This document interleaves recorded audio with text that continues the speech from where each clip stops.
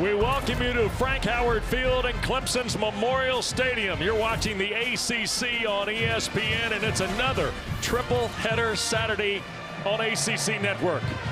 And we greet you from Death Valley, where Clemson is trying to snap a two-game home losing streak at 3-4 on the year.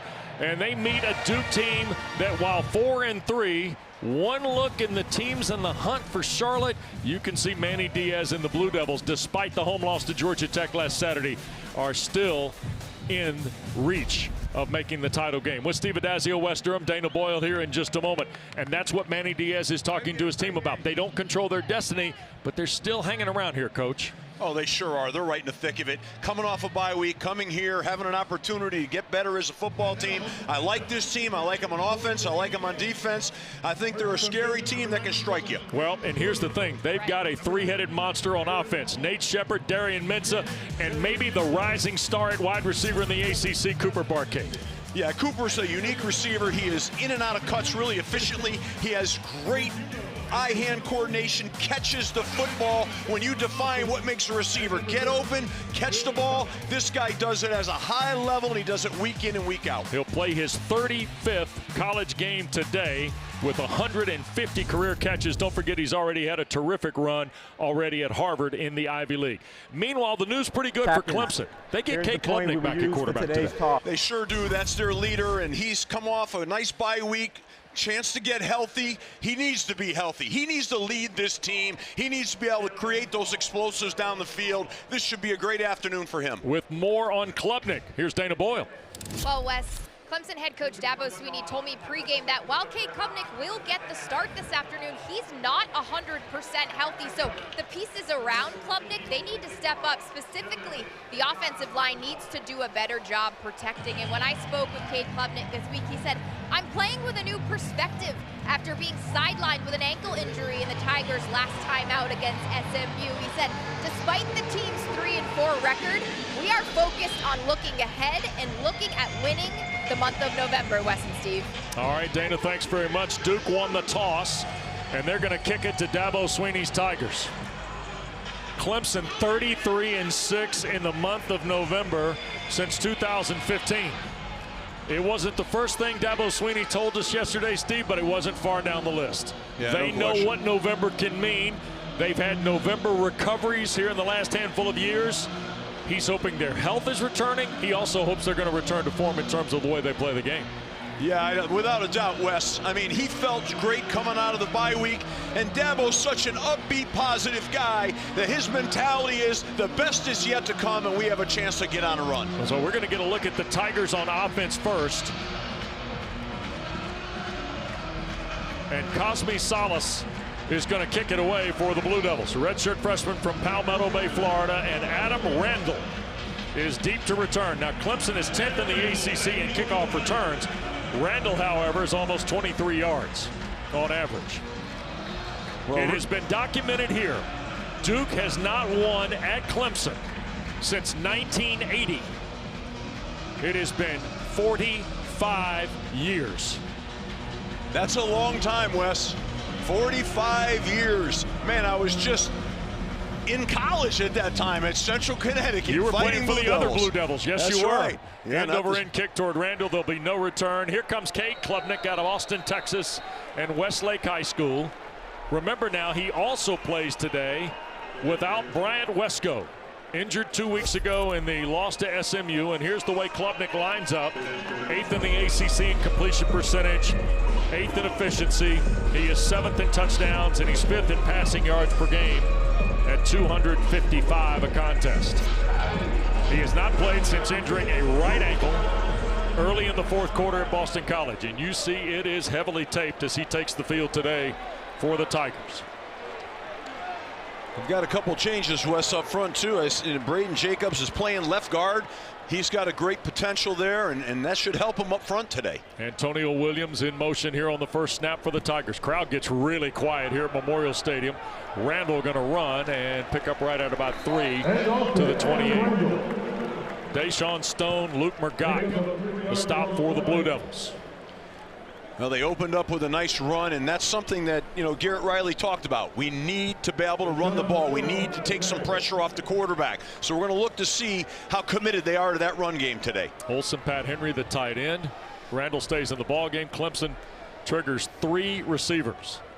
Here on 2nd down and 7, and Klubnik looking to throw, shoots it to Pat Henry, the tight end. He's tackled on a loss back toward the 27 by Wesley Williams. 97 is Williams. We'll keep an eye on him. We'll look at 7, VJ Anthony, Vincent Anthony Jr., the other defensive end. And of course, Josiah Green and Aaron Hall fill out the front for Manny Diaz. 3rd down for the Tigers. Clemson's at 38.7%. They're 11th in the ACC. Duke defensively is allowing a big number on 3rd down. 44.6%. They're last in the Atlantic Coast Conference on 3rd down defensively. Here's Klubnik up in the pocket, and he'll be sacked. Pressure from the perimeter, and it's Musa Kane taking Klubnik down, and it's 3 and out for the Clemson offense to start. Yeah, he comes. They get a little secondary pressure here and do a nice job. They're scheming that protection. And as you said, Wes, Clemson's struggling on 3rd down. One of the reasons they're struggling on 3rd down is having a hard time protecting the quarterback here. That was a pressure of the play before, and now with this blitz right here, that backs them up, and not a great way to start your opening drive. Jack Smith, 6th in the ACC in net punting, will punt it to Quayshawn Brown. Wobbly punt drives Brown back, and a fair catch called for and taken by Brown right around the 33-yard line. He juggled it. Now flag has been thrown almost at the point of the punt. Referee today is Tim Hedgepeth, as assigned by the Atlantic Coast Conference. Personal foul, illegal block below the waist. Kicking team number 94. Block below the waist on the offense or on the punt team. Added to the end of the play. So that will be tagged on after the fair catch was called for at the 32. Well, Duke went after that punt. They went after a block, and obviously somebody got him below the waist, an attempt to protect the punter, but that was close. They almost had a block there, and I like that aggressive mentality by Manny Diaz with that kind of being backed up like that to come after the punt. I love when you go after a punt. I think you should go after every punt, to be honest with you. Oh, and Darian Mensah out of San Luis Obispo, California, making his 21st start of his college career. Remember, started his college journey at Tulane. Duke is at the 47 after the penalty on the Tigers. And he's got the freshman Nate Shepard from Mandeville, Louisiana, as his running back. Empty set from Mensah. Quick throw. This is Brown, and he'll get across midfield to the Clemson 49, tackled by Khalil Barnes, the safety. Clemson that time came with a 5-man pressure, and right away they're showing pressure play and man coverage right out of the gate. So this is going to be an aggressive called game on both sides of the ball. 2nd down. This is Shepard's first carry, and he will drive the stack toward the 46 of Clemson. That'll make it 3rd down and about 3 on the play. Sammy Brown, the tackle. Really like with this field position on 3rd down. They put themselves in a real manageable position, opening with that screen and coming back with an inside run. So this is a good down and distance here for Duke. Opens up the whole gamut here. Run, pass, screen, it's all available. Blue Devils 5th in the ACC on 3rd down at 45%. They have the same number in conference play. Tigers with pressure. Mensah wants to throw and will sail it over the head of Samir Hagans.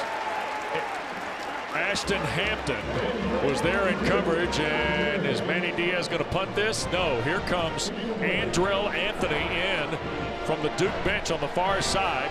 So Mensah and the Blue Devils said they might be aggressive yesterday, did Jonathan Brewer, and so did Manny Diaz, and here they are, Steve, on 4th and 4. Yeah, no doubt, Wes. And I almost wish if his mindset was he was going to take 2 downs here, maybe he ran the first play, but here they are. Now they probably need to throw this right now. That's Barcade in motion here to the near side. Play clock down to 4. Snap to Mensah. Here come the Tigers. Darian Mensah up in the pocket. Crossing route. Barcade, first down. Barnes was right there, but the guy we talked about at the top of the show, Cooper Barkay, makes the catch. It's his 40th grab of the year, which leads the Blue Devils. Duke on the first down. And Shepard dives inside the 35. Probably one of the when you come off of those quick tempo plays, the stretch and the bubbles are where you want to be at. Here's that replay now where Cooper Barkay runs a little dig route across the middle. He snaps off the top of that route, and where's he going? To his most sure-handed receiver. That's the money guy right there. That's the guy you're going to look. He's going to look to get the ball to in critical situations. 40th catch of the year for Barkay. Got the first down. Shepard got a couple on first. And now here's 2nd and 8. Low snap. Mensah fields a ground ball. Now rolls to his left. They take him off balance. He'll sail it away and out of bounds.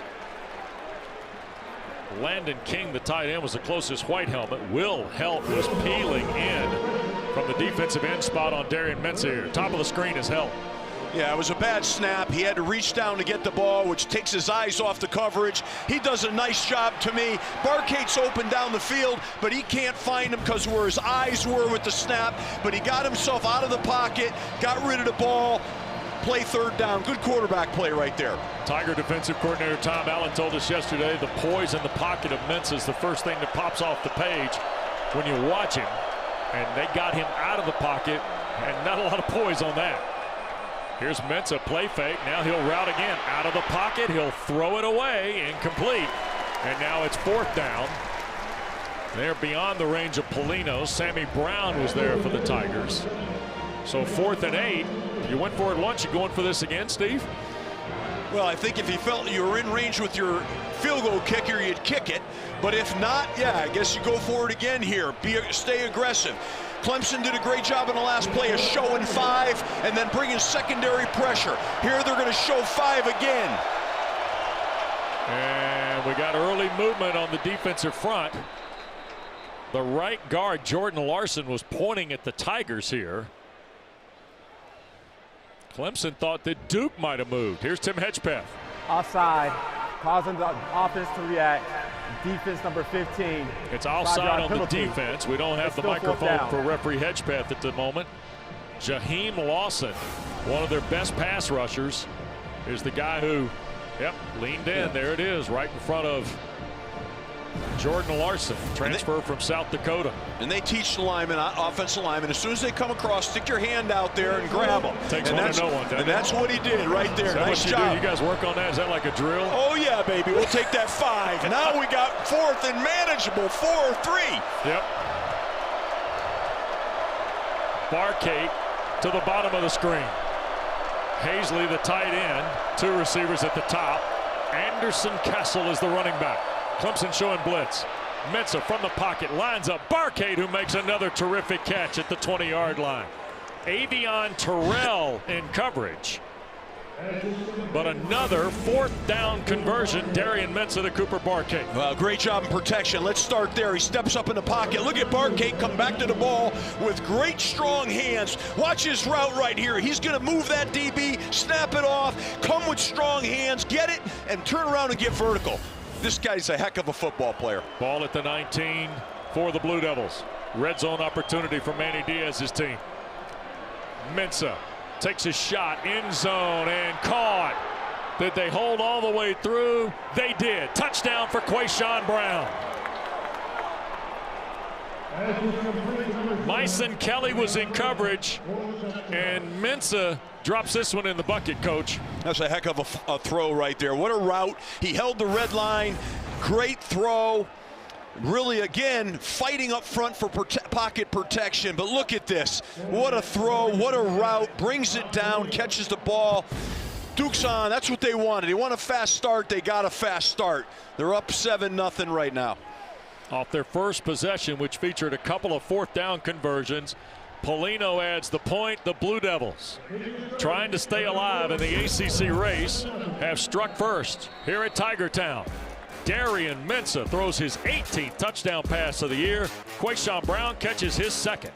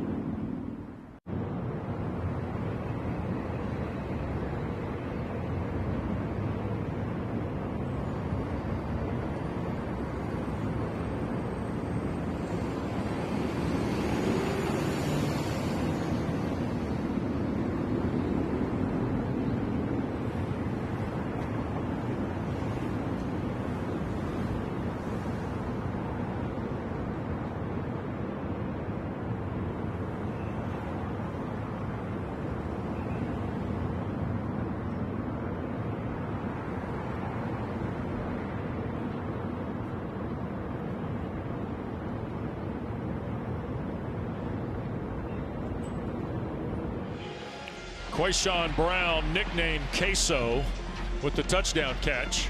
9 plays, 53 yards inside of a minute. Mensa to Brown for the Duke score. Manny Diaz converting 2 4th-down plays in the drive, both on Mensa to Barcade passes. Blue Devils have scored a touchdown on their first possession for the first time since NC State. And Randall the fair catch. And let's visit with Dana. Well, Wes, we watched Cade Klubnik take that big hit the last time the Clemson offense was on the field. He exited the field limping, favoring that right ankle, which Coach Dabo Swinney told us he's not 100%. He went right on the exercise bike. He's been doing air squats on the sidelines. He's been doing high knees in every effort to keep that right ankle warm. Steve, early assessment of the offensive line. Are they doing enough to help Cade Klubnik be successful in this game? No, you can't get him hit like that. I mean, he took a hard sack, twisted his ankle a little bit, and with that injury, that's what's going to happen. He's going to tweak it, and it's painful. That's why he's keeping it a bit warm. But Dana, they've got to protect him better. Antonio Williams, there's a little toss trying to get the ball in the hands of Williams. Garrett Riley said when ready to go, Antonio Williams, one of our best weapons offensively. VJ Anthony the tackle after maybe a half yard. Well, nobody has to tell Dabo Swinney where things are. 185 wins. You see the winningest coach in program history at Clemson. He's got 111 ACC wins. All-time winningest coach in conference history. Early movement. This might be a free play. No, they're going to stop it. I think this is on. Is this on Duke, Steve? I think it looked like Duke jumped the gun on the with blitz. Contact. Defense number 99. It's on Aaron Hall. It's still 47th game for Aaron Hall. I want to run these numbers by. You see Hall jump in there and he hits the center Linthicum. Here's Duke's defensive front. VJ Anthony, 44th career game. Josiah Green, transfer from Dartmouth, 38th game. Aaron Hall, 47. He's been there 3 presidential administrations, it feels like, at Durham. Wesley Williams, 35th game. Steve, that's an old defensive line in college football. Yeah, and they're a productive one. They know how to get after that quarterback, so that experience is really helping them. Pressure again. Klubnik cuts it loose. That's caught. Antonio Williams, there's a flag thrown as Williams works across midfield to the Duke 49. Holding. Offense number 55. 10-yard penalty. Repeat second down. A hold is called, and I believe it's on Harris Sewell. Harris Sewell playing right guard. Yeah. What they did was Duke brought a simulated pressure. And as you guys know, what simulated pressure is, they're going to drop a defensive lineman out and bring somebody from the second level, linebacker or safety. And what it does is it freezes the lineman sometimes. He got his hips turned and created a holding penalty. That's not what Clemson needed. They had a nice explosive play. Now they're backwards, creating a second and long. No momentum can be sustained like this. Gideon Davidson, the true freshman's coming the ball game at running back. Klubnik from the pocket wants to take the shot for Williams, who makes the catch. Antonio Williams, 20, down to the Blue Devil 15. Jaden Francois saves the touchdown. Well, Duke brought an internal pressure here, you know, and we call it the double A, double B pressure. Got themselves beat down the middle of the field. Probably looked like they had some kind of coverage breakdown. Here's the give. Davidson can go nowhere on the 1st and 10 off the Blue Devil 15. In fact, the freshman might have lost a step. Trey Freeman, the veteran linebacker, 5th-year senior from Northern Durham High School, makes the play. It was a 64-yard throw from Klubnik to Antonio Williams. It got the crowd in the game too, Steve, for the first time today. Well, they sure did. They needed an explosive, and I thought Cade Klubnik did a great job of hanging in there, getting that ball. He threw 2 accurate balls now, and that's what he needs to do now. They got to give him a little help up front. Tristan Smith to the bottom of the screen. Here's Klubnik again handing the ball and cutting back inside is Davidson. The forward lean will get him toward the first down at the 7 of the Blue Devils. Nice cutback by Davidson off that inside zone. He jump cut where that play belongs, and Klubnik did a great job of following through with an RPO fake off of it. They got a little bit of offense going here, a little bit of mojo. Now you're in the red zone here. You got to come away with touchdown. You got 3rd down. In my mind, you've got 2 downs to get a first down right now. That's how they should be thinking on offense. Touchdowns, not field goals. 2 downs to get a first down. 10 touchdowns and 15 possessions on the red zone in conference play for Clemson. And here goes Davidson driving, and if he breaks the 5, I think he'll have enough for the 1st and goal opportunity, and he does. Nice strong run, physical run. He was running with low pads to get a 1st down. Not to get a big play, but a 1st down. Now you get a new set of downs from the 5. Great opportunity for Clemson here. Duke defensively, by the way, this is just the 12th ACC opponent to have a red zone opportunity. Opponents have scored 9 times in those 11 tries, Steve, 7 touchdowns. So 1st and goal now for the Tigers. Davidson off the right hip of Klubnik. Couple of tight ends in the package. Bettencar and Pat Henry, and Dabo Swinney is calling a timeout. He came all the way down the near sideline to the 5-yard line. And right in front of the headline judge, Troy Gray, to call the timeout. They brought that extra lineman in that time, Wes, and with an eligible number. And they went unloaded on the other side. Timeout at Tigertown. Clemson trying to tie the game.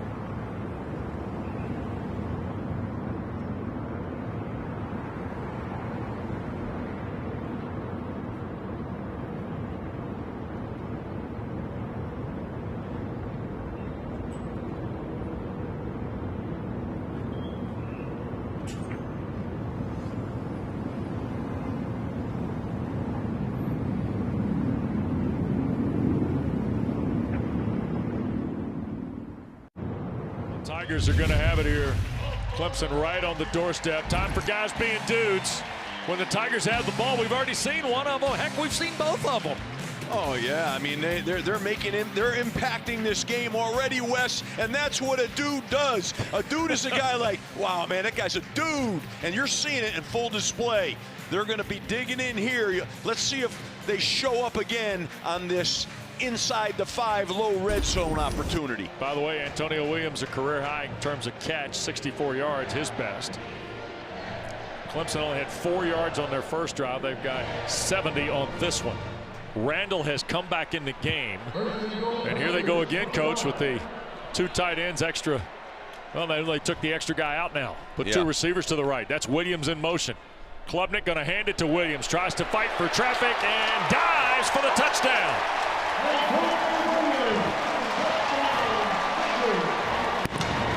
Bettencar might have helped Antonio Williams to the edge with the block. Nice. And Williams on the ground gets the score here, Coach. Yeah, nice job by Garrett Riley with that call. You know, runs a little jet sweep right here, and they're expecting a downhill run interiorly. Nice blocking on the perimeter, as you said. Nice, really a good play call to get it started and get in the end zone, and that's what they needed. They needed to be able to match momentum from Duke. Well, they did that. An important answer for Dabo Swinney's team. 6 plays, 75 yards, 343. Hoosiers' point is good. We're tied at 7. There's a flag thrown here. So hold the phone real quick before we send you to a commercial break. And Tim Hedgepeth and his crew huddling up here. Yeah, it looked like there was some shenanigans at the end after the kick. Some form of dead ball foul. And Manny Diaz talking with the field judge. These are the things that really, as a head coach, really irritate you when you had a nice drive and you just don't want to see, either side wants to see foolish penalties now that can affect this game in any way, and you got to play smart. This is a long discussion here. Yeah, sure for is. A flag on an extra point. There are fouls by each team after the play. Unsportsmanlike conduct, kicking team number 19. Unsportsmanlike conduct, defense. That is each player's first of the game towards ejection. Whoa. The penalty cancel. The try is good. All right, so Capehart or Keith Adams Jr., they're two 19s. And when we fix that in college football, we can tell you who the guilty party was. And defensively for Duke, we didn't get a number. So there's the touchdown run by Antonio Williams on the sweep. Yeah, look at the nice blocking out in the perimeter. A nice job of reaching the ball as he crosses, gets near the end zone, leads to the touchdown. You're right, Wes. Just all these dual number guys. I mean, it's crazy, man. I don't get it, you know. But I'm glad the official stepped in the middle there and called on both sides. And, hey, all right, guys, let's knock that nonsense off. Let's not create a penalty unnecessarily here. Here's Gunn to kick it away. Hagen's deep. And this is going to be fielded by Samir Hagans. Trying to find a spot behind the 20-yard line, cannot. And so Duke will start there. Tied at 7. Don't forget, we're just getting started on a Week 10 triple header of ACC Network football.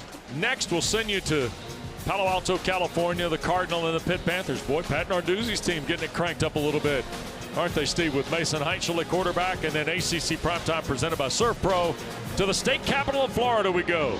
Jake Dickert's Deacons and Mike Norvell's Seminoles. That should be a good one. Yep, a lot of good games out there, Wes. Nate Shepard, the running back here from Mensa. Blue Devils from the 21 in a 7-all ball game here at Frank Howard Field. And this is Shepard. Boy, and he got knocked down. That was Ricardo Jones, making his 7th career start today. He's got 3 interceptions, by the way, to lead the Tigers.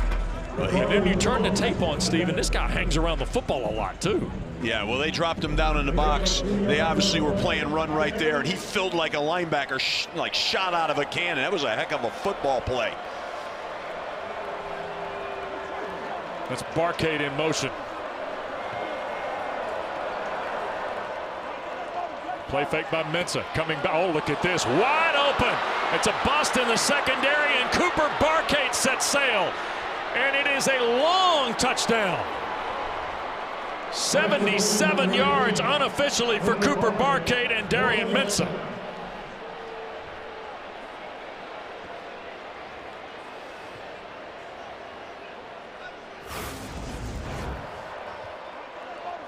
Well, what you have right now is this.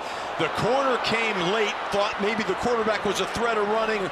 They busted the coverage, obviously, in some kind of man coverage, and he's down the boundary, free right here. Looked like they're maybe bringing a corner fire, but come on, man. This guy's all by himself. There's nobody within 30 yards of him. And then he's running down the field, high-stepping, getting the end zone. What a play. Extra point by Polino, and Duke answers the Clemson touchdown. Now with one of their own. And the legend of Cooper Barcade continues to grow.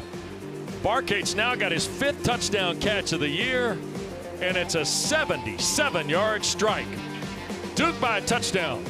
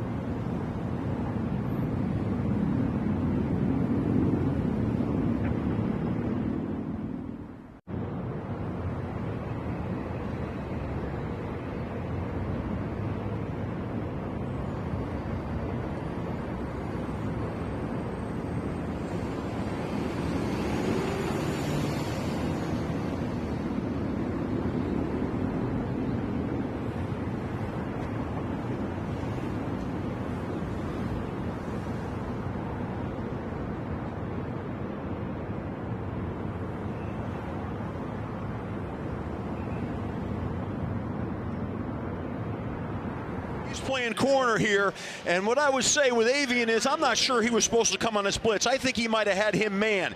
But if he was supposed to come, and I don't think he was, then there was nobody else out picking out Cooper Barkate in man coverage. That's a blown assignment. My assumption would be that Avian Terrell should have matched him and not have been a part of that blitz. Barkate's got his 3rd catch.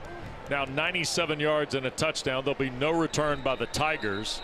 And let's go downstairs, check to Dana as Clemson tries to answer again. Well, Wes and Steve, what's scary if you're an opponent playing Duke is that Cooper Barkate still has 1 more year of eligibility. And this is a guy who, out of Mater Dei High School, had plenty of Power 4 offers. He made the decision to go to Harvard after his older sister, Maddie, was a lacrosse student athlete there. He planned to graduate in 3 years from Harvard and then transfer to a Power 4 school. Talk about having your priorities in order. Well, here's the other thing he's got in order. Here's his last 5 quarters of football. You guys ready? 16 catches, 296 yards. Wow. That's his last 5 quarters. Not bad. No. A lot of production right there, guys. And now Clemson, who just answered a moment ago, Klubnik back to work, trying to equal again. Dumped it to Antonio Williams, tried to, and that got deflected away by Bryce Davis. This is the talented freshman, 6'3", 260 from Greensboro Grimsley, who is the highest rated football recruit in Duke history. Really nice job on defense. I'm not sure that ball should have been thrown. He laid that up there, and that it was a covered route. He was forcing that ball in there. He can't do that. Don't start forcing him now. You got other playmakers. Spread that ball around. Tell you what, if Kendall Johnson doesn't hit his own teammate, he might pick it. Yeah, I think that's right. Klubnik on 2nd and 10. Far side throw, and that's Tristan Smith's first catch. And that might make it 3rd and maybe 9. Tackle made over there by Landon Callahan. He's playing for Kamari Robinson today, who's been ill the last part of the week and not able to go today. Well, he made a spectacular open field tackle right by the ankles and held on to that tackle. That was really impressive. And now they're forced into a 3rd and long. I think what you want to look for now is the matchup of Clemson's offensive line versus Duke's defensive front. Do they bring pressure? How many do they bring? Can Clemson's line pick it up here? Tight end, 3 receivers are going to sneak Randall out as a wide receiver. Here's Klubnik, pressured already. He'll roll back here to the near side. He'll have to throw back across his body. Loads, shoots it upfield, incomplete. Vincent Anthony Jr. was in high-speed pursuit of Cade Klubnik. And Manny Diaz, the one thing you know about the Miami native, he loves a good pass rush. Well, I'll tell you what now, they bluff the blitz and come with Chandler Rivers off the edge. What a really beautiful job of disguising that pressure by Duke. They did not see Chandler Rivers coming. They baited him interiorly, and that's the way you attack protections. Great job by Manny Diaz and his staff. That's really good defense. Jack Smith trying to punt it away. They fly around Smith again. And at the other end, Brown, who had the first Duke touchdown, calls for the fair catch. 46-yard punt. Duke talked to us yesterday about starting aggressively, Steve. In particular on offense, it's kind of shown up on both sides of the ball. Their aggression might have given up the 64-yard throw to Williams that ultimately set up the first Clemson touchdown. But offensively, they have been on point, turning the volume up. There's no question, but there's one more phase. They're going after the punts. They're trying to block punts. There are 3 phases he's being aggressive, and he's just going. You got to like that right now. Your team is going to respond to that. Duke, who has only scored 30 first quarter points, already has 14 in the opening period here today. Mensah on the perimeter, and Andrell Anthony now. The young man who transferred to the program from Oklahoma, started his college career at Michigan, has his 7th catch in the last 2 games and change.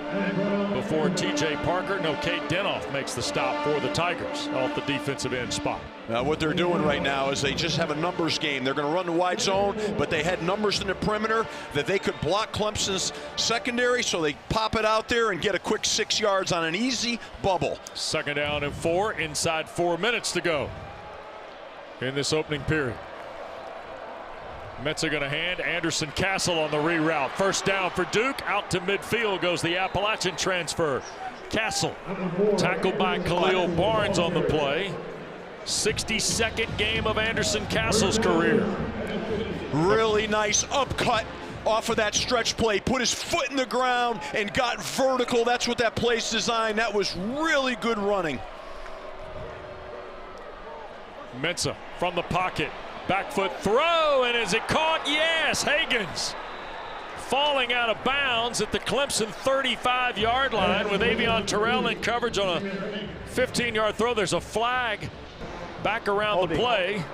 Offense number 75, 10-yard penalty. Repeat first down. That's holding on the left tackle, Bruno Fina. It'll negate the 15-yard catch by Hagans. What a shame. When watch the replay here. They do a really good job of forming a pocket, but that's a true hold. What a back shoulder throw by Darian Mensah. Really great throw. They're on the same page, quarterback, receiver, but he's got the penalty. It was a real physical penalty, but it's a penalty, and that knocked off a big explosive. He was holding Cade Denoff, who is playing that defensive end spot today. Right now in this particular series, instead of TJ Parker for the Tigers. First down. Here's a quick throt again. This is Hagans trying to make the catch. There'll be a flag thrown here. I think this may be grasping the face mask. Corian Gibson and Ricardo Jones, the tackle. And I'm not sure that one of those two fellows didn't have a face mask. Face mask. Defense number 12. 15-yard penalty. Automatic first down. That's Corian Gibson, the freshman from Fort Worth, Texas, guilty of the face mask. That's a crushing penalty. Yeah, there it is right there. Clear face mask penalty. And that's just, they were behind the sticks, down and distance wise, and now those penalties kill you because it's an automatic first down. Now they're on the positive side of the field. They happen, but they can happen. I mean, you're playing good defense there. Not good. Jaquez Moore comes in the ball game. He did not play 2 weeks ago against Georgia Tech. He's in the ball game. Mensah wants to throw from pressure and had it batted down. It'll be ruled incomplete. Denoff got a hand in there, bats it away. Cade Denoff with his first pass breakup of the season. And he's getting we said a moment ago, he's getting an opportunity to play on this defensive line. He's in there now with Stephylan Green, Peter Woods, and also Jaheim Lawson. Yeah, he came around on a long, what we call a long twist, and came all the way around interiorly on that twist. They pick, and he comes around the thing. He's an active player. He's 2 plays now. He's been an impact. Created a hole, and now bats down that ball. Second down and 10. And we get flags from the back. And do we have a delay penalty here on Duke? I think so. Delay of game. Offense. 5-yard penalty. It's still second down. Cost the Blue Devils 5, back to midfield. Unforced error for Manny Diaz. Now in his second season in Durham. He's got 13 wins in his first 20 games. He's got 8 conference wins in his first 12, Steve. Not a bad start. Nope. He's done a really great job. These penalties have got to slow down for both teams. I know they're playing hard, and you got to appreciate that right now, but the penalties are killers. Quick throw. That ball's caught, and that is the tight end, Landon King. 6'5", 230-pound grad transfer, Beaumont, Texas, who plays today in his 43rd career game.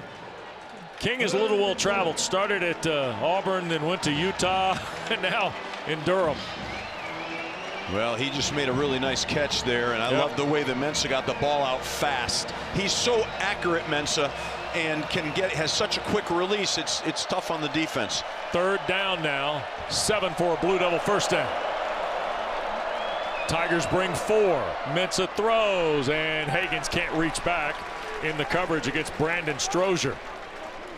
Yeah, another back shoulder throw, just was a little bit off target, which is rare by Mensah.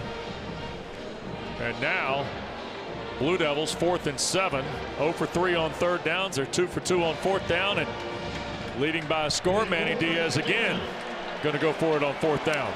Yeah, this one I might punt, Wes. I might try to pin him inside the 10, but He's gone for it and had success on 4th down. Real good success. So Blue Devils can't hear you, Steve. They got the volume turned all the way up.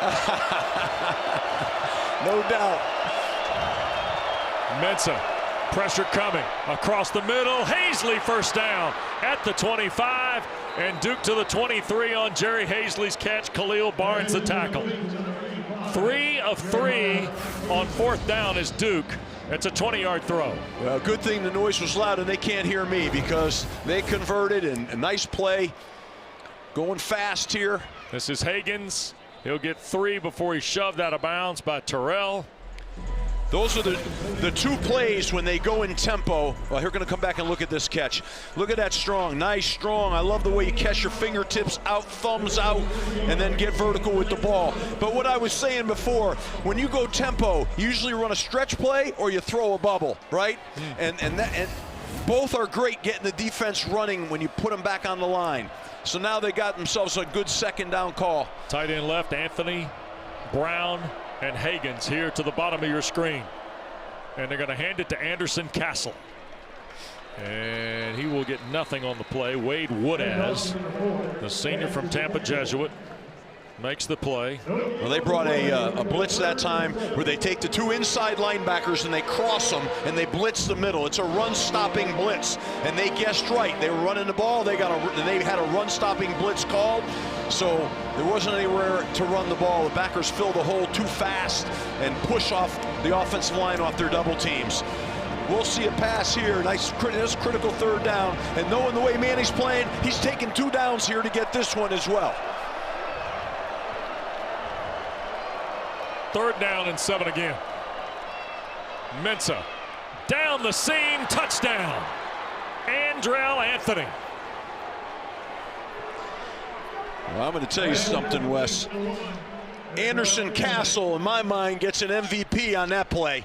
He sorted the pressure out, picked it up. That's really hard to do for these backs. And he gave the opportunity here. You watch him right now. He steps right up here. They come with a late secondary pressure, and that gives the opportunity for Darian Mensah to thread the needle on that throw, which was a beautiful throw. Really nice drive. What a great answer by Duke. 10 plays, 72 yards, 4:24 the time of the drive. In their previous 7 games, Duke had scored 30 first-quarter points. The Blue Devils have now scored 21 first-quarter points here today at Clemson. And Andrell Anthony has got his 4th touchdown catch of the season and the 8th of his 41-game college career. Well, Wes, you live by the blitz, you die by the blitz, and the blitz came, and they got in man coverage, and they beat man coverage that time with that skinny post route. So that's the problem sometimes, you know, feast or famine. So the Blue Devils, who wanted to start fast, be aggressive, certainly on offense, and that has produced 3 touchdowns in 3 possessions in this opening quarter of play.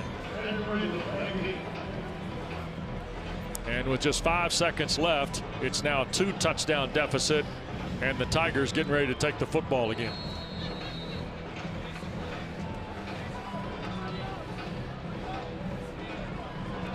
And a crowd that was already slightly pensive here at Memorial Stadium and Frank Howard Field today about today's game is already kind of seen what they had hoped to avoid. And that is a fast start by the Blue Devils, who are 3-1 in the ACC. And Steve didn't wait long today. A couple of 4th down throws to Barkate, then the touchdown to Quayshawn Brown got Duke started. And then maybe the most important thing Clemson did in this first half was answer the Duke touchdown. They did, with a couple of explosive plays that set them up for that touchdown. And there's a lot of ball left to play here, and they've got to just answer now. Clemson, play within themselves, and have a nice drive, put a nice drive together, and answer here. Barkate the score, and then a moment ago Anthony on the 20-yard catch to make it 21-7. Gideon Davidson's the running back. Klubnik puts it on the perimeter, and Antonio Williams back to work. Out across the 25, 28-yard line, tackled by Caleb Weaver. That's going to get us to the end of the first quarter. Mensah and the Blue Devils, 3 touchdowns. He's already tied his career high with 3 TD passes in the opening quarter at Clemson.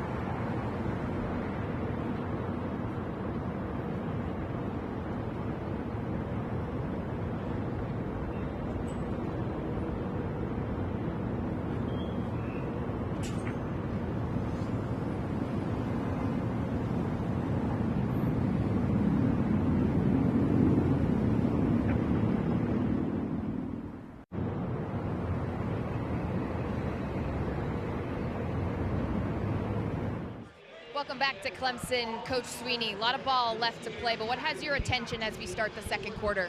2 busted big play touchdowns. You know, 4th down, we've had some really critical penalties. We get the face mask, we jump offside on 4th and 8. But you know, we've got a corner blitz with a cover 2, and we bust. And then we have an inside corner trap, and we're just not doing the little things, base stuff. So 2 busted big play touchdowns, and this quarterback's really good. He'll find them. Thank you. Okay. Gideon Davidson on the first down carry.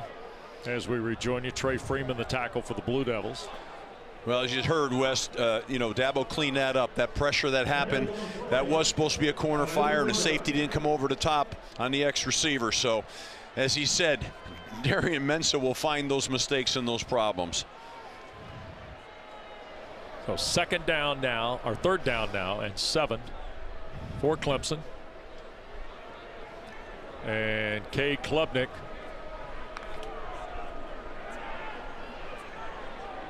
there's a catch. That's Tristan Smith Out to the 47, 48-yard line. Good throw by Klubnik. Sharp throw in the zone.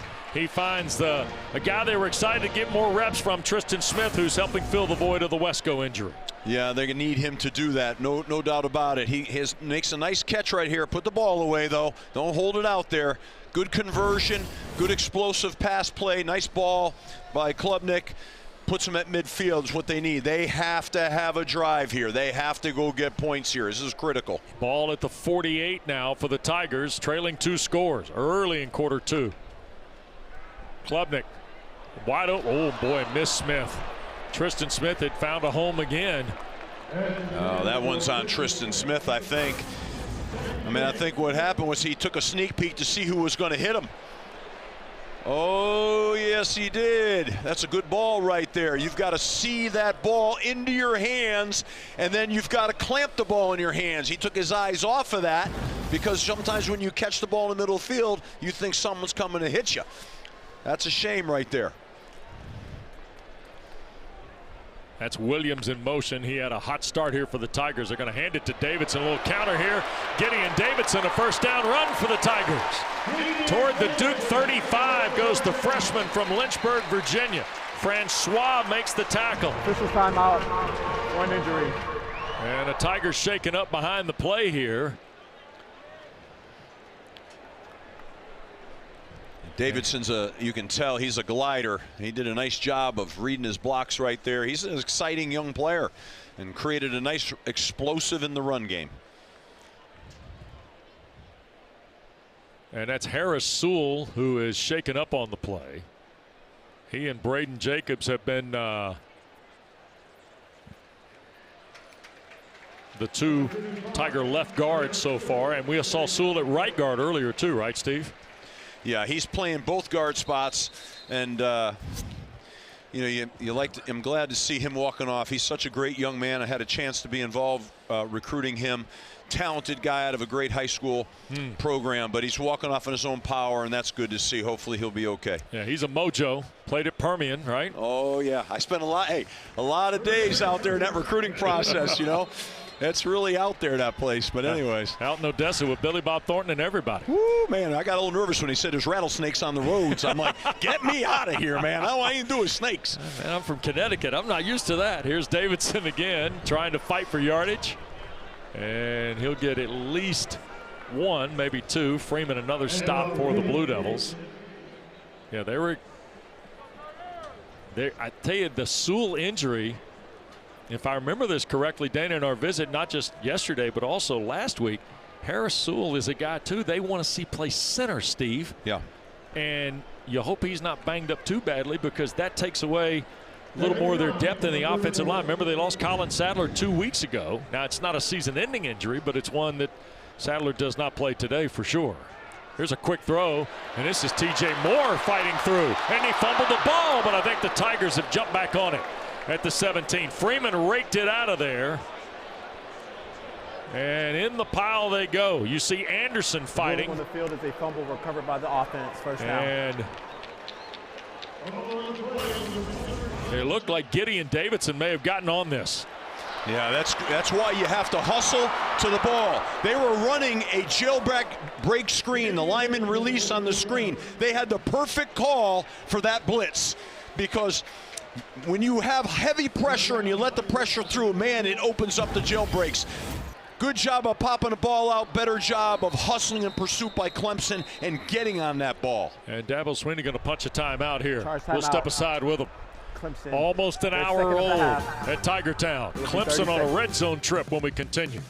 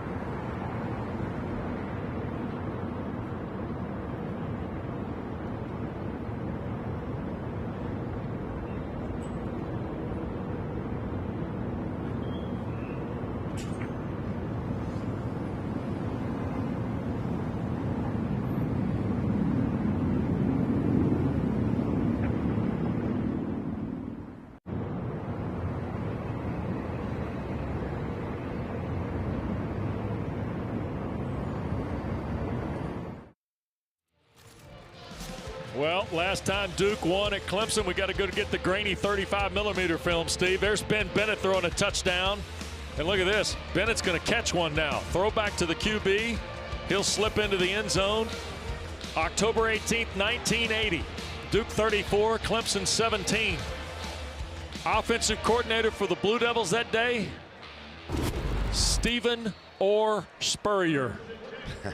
The head coach of the Blue Devils, Elon legend Red Wilson. Wow, you're digging deep, Wes. There's Gideon Davidson, who's on a burner right now for the Tigers, or Adam Randall. That's 8, not 9 with the carry. And by the way, since that day, Duke has not won at Clemson. That's amazing. That's Mike a lot of years. Krzyzewski's first year as head coach of basketball. Queen was the top of the charts. Dallas, MASH, and the Dukes of Hazzard were television's #1 shows. Wow. That's what Duke's trying to snap today. A 15-game losing streak at Clemson to the Tigers. They haven't been here since November of 2018. Here's Klubnik, the throw. Olsen, Pat Henry, the catch. He'll be tackled inside the 5. It's 1st and goal for the Tigers. Well, they're 1st and goal in the red zone, and I think that's critical. I like the way Klubnik's throwing the ball right now. I really do. They're going to go get black and white stills. Side note, Duke football had a great slogan. Red Wilson, who liked up-tempo offense with Spurrier, they had bumper stickers that said red means go. It was really good. Back in the day, we had that kind of thing. I'm in memory lane just watching. That's what I remember watching the. I have some of those stills and watching the videotape. Yeah. Oh man, alive! 16mm. 10th play of the drive. Here's Klubnik looking to throw end zone and wide open Antonio Williams for his 2nd touchdown.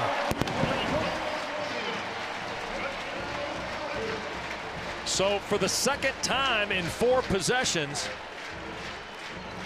Clemson has answered a Duke touchdown with one of their own. Well, Manny Diaz said one of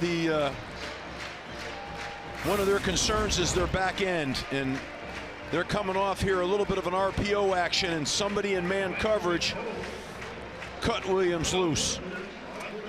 You can't do that. That's happened a couple of times. Both teams now have had some real coverage issues that have led to wide open guys for scores. 11 plays, 75 yards in 439. Tigers on the board again. Cade Klubnik, touchdown pass number 12 on the season.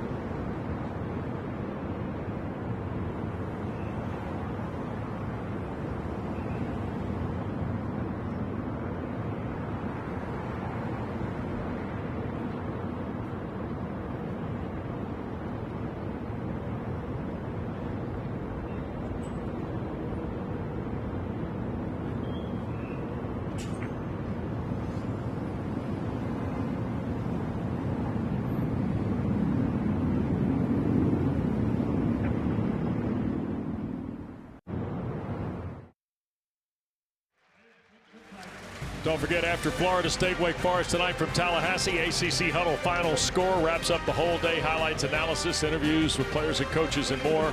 Kelsey Riggs-Cuff, Tom Luganbill, the former Stanford great Bryce Love, and Mark Richt. What more do you need? ACC Huddle final score follows our coverage today on ACC Network. Triple header? No, look again at the TD here, Coach.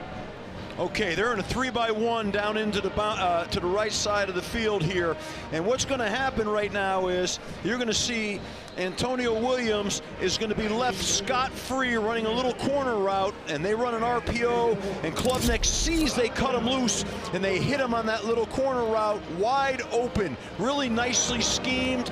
The 3-by-1 created a little bit of a mix-up in the man coverage. No return for the Blue Devils. Duke offense 25. Blue Devils have had the ball 3 times and scored 3 touchdowns. Darian Mintz thrown for 3 of those scores. Brown, Barcade, and Andrell Anthony. Clemson has answered with touchdowns in 2 of their last 3 possessions to the Duke touchdowns. It's almost like we're just changing serve here, Adazio. Well, you're seeing these coverage busts right now are creating these explosives, and got a lot of offensive ball happening here. Nate Shepard is back in the ball game with Darian Mintz. Hazley, the tight end, in motion with 3 receivers. Clemson shows a pressure. They're going to hand it to Shepard, and the Tigers are right there. Shepard will fight for 2 to the 27. Rode hard to hoe up front with Peter Woods in the way. Out of Alabaster, Alabama. 13 career tackles for loss for Woods. I would say that this is a pretty important defensive series here for Clemson. I mean, to get a stop here, to be able to get the ball back and continue to build momentum is what they need here. 2nd down and 8 from Mintz. They're going to hand it to Shepard again. And Capehart right there in the middle of it to make the stop for Tom Allen's defense, Dana. Wes and Steve, while the Clemson offense was on the field, defensive coordinator Tom Allen was getting after his defense, saying you have to play every play like it's your last. You saw that right on that last play, and the players love playing for him. He's got an enthusiastic approach, and he actually made the adjustment. He was in the box, he came down the field, he said, I want to be able to look players in the eyes. Dana, I love that, because I believe that's what players need to feel, the fire of their defensive coordinator, and he's got fire. And now they've got a sack. Capehart again led the charge, and he had Woods with him. So DeMonte Capehart making just his 11th career start. He and Peter Woods, the 2 inside technique guys, ruled the last 2 snaps there. They sure did, and that was you're watching Peter Woods at his best. He's a big athletic guy that's really hard for the offensive line to block, and that's a great defensive series for Clemson. Cade Reynolds and the Aussie to punt it away. Hangs it high. Antonio Williams backs up and signals for a fair catch. So Clemson finally turns away the Duke offense. Mintz sacked on the 3rd and 10 play. Tigers with the ball, down a touchdown when we come back.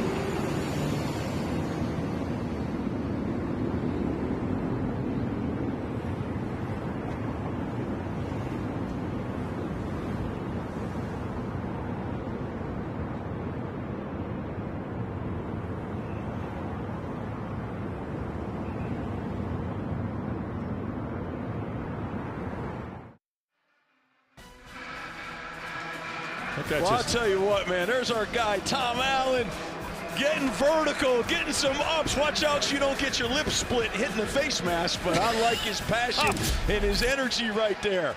They can feel it. Tigers take over the ball after Clemson's defense under Allen's tutelage posted its first 3 and out of the day. Duke's only had 13 3 and outs this year. Here's a long throw. Klubnik to Tristan Smith. And he'll be tackled right around the 45-46 yard line. Deshaun Stone, the terrific junior from Asheville, North Carolina, redshirt sophomore rather, makes the stop. Klubnik and the Tigers on the bump here after the 14-yard throw. You got to like Klubnik. You know, Wes, right now he's pretty accurate. He's throwing the ball well. Yep. Found a bit of a rhythm. They're going to toss it, and this is Randall trying to get right side. He'll crack the midfield line, fall forward into Duke territory.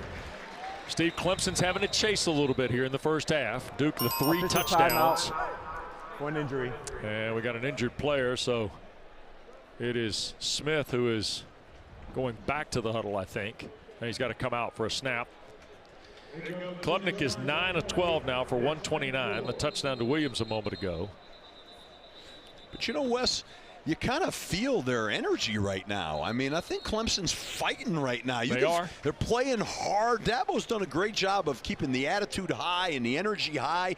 You can feel it now. To close this drive out would be big for them here. Well, the one thing is Dabo doesn't linger, right? He's always playing up and playing ahead. And that's evident. And that's a good thing. That's what your team needs. That's what a leader has to do. Randall, the running back. They're going to hand it to Adam Randall into the secondary. Good hard run by Randall. Stone makes another Duke tackle. But this one's at the 33-yard line. It's a 15-yard run for the grad student from Myrtle Beach. Now you don't want your high safeties making tackles. That's what means it's a big play. Klubnik fakes the toss, wants to throw. Williams gives chase. Klubnik now downfield. Pat Henry can't hang on. He had Callahan there. And Olsen, Pat Henry at 240 pounds could not reel it in. Well, when you watch this right now, Braden Jacobs is going to be a part of that play action pass. He needed to finish that block because when Klubnik got flushed, the timing was off. If the timing wasn't off on that, that would have been a touchdown throw. And that's a shame for Clemson. That was another big explosive opportunity, but that's okay. Replay it here. We got second down, go again. They're playing hard. Tristan Smith back in. He and Antonio Williams to the far side. Bettencourt and Pat Henry, the two tights to the right. They're going to hand it to Antonio Williams again.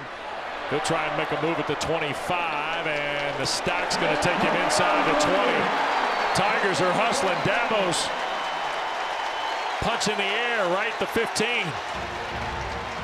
16-yard run for Antonio Williams. It's a pass play, actually, because it was tossed in front of him.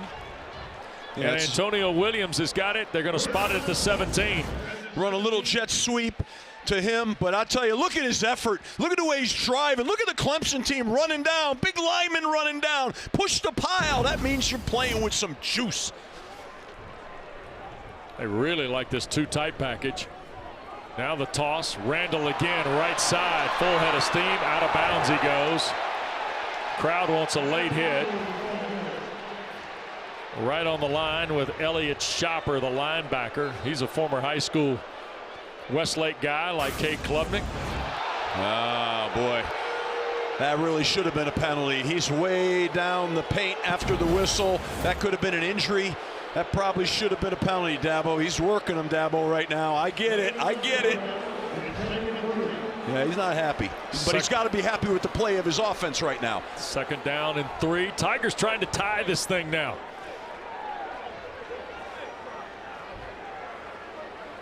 Duke led 14-0.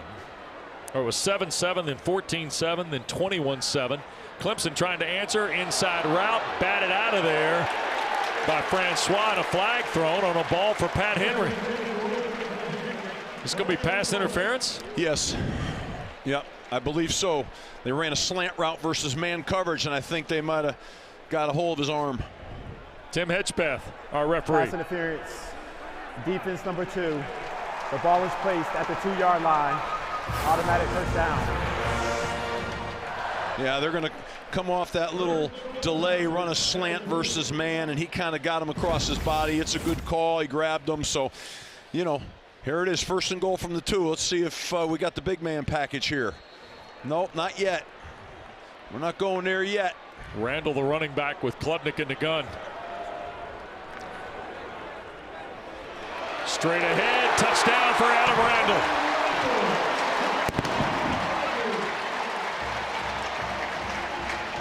So Clemson now in their last 2 possessions, Steve. A touchdown, they post a 3-and-out on the Blue Devils, and another touchdown. They're an extra point from tying the ball game. And they look explosive and energized, playing good football.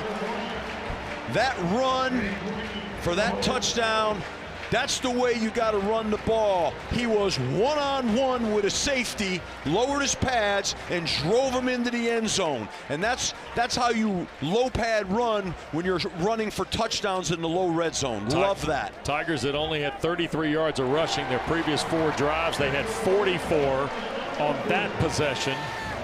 And the touchdown for Randall. Just straight ahead football here, Coach. Yeah, man. BYOB, be your own blocker.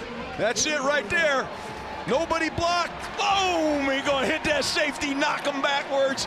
That's how you run the football. Unblocked defender in the hole, doesn't matter. Everybody's energized, West, right now. I am, shoot. The stands are. Got a football game here. Yeah, This is going. It's happening. Clemson faithful awfully quiet when it was 21-7. They've now rallied to the Tigers. And the game is tied at 21.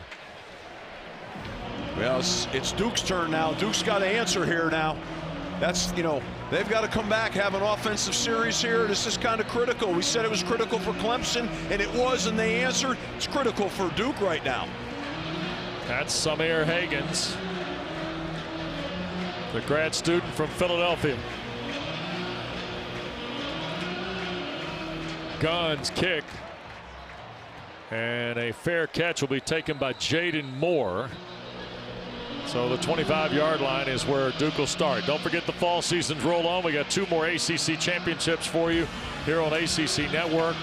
Our women's soccer first-round coverage starts tomorrow. Louisville and Duke at 6 o'clock Eastern, followed by Virginia, Florida State. Meanwhile, field hockey quarterfinals begin on Tuesday at 10 a.m. in Louisville. Other 3 matches are 12:30, 3:30, and 6 Eastern. ACC Network is the home of ACC championships. You see the second quarter yardage numbers. Clemson 132, Duke -7. Yeah, they sure have dominated the quarter so far, but it's not over. Duke had 199 in the first quarter. Snap to Mensah. Wants to throw and sacked. Jaheim Lawson.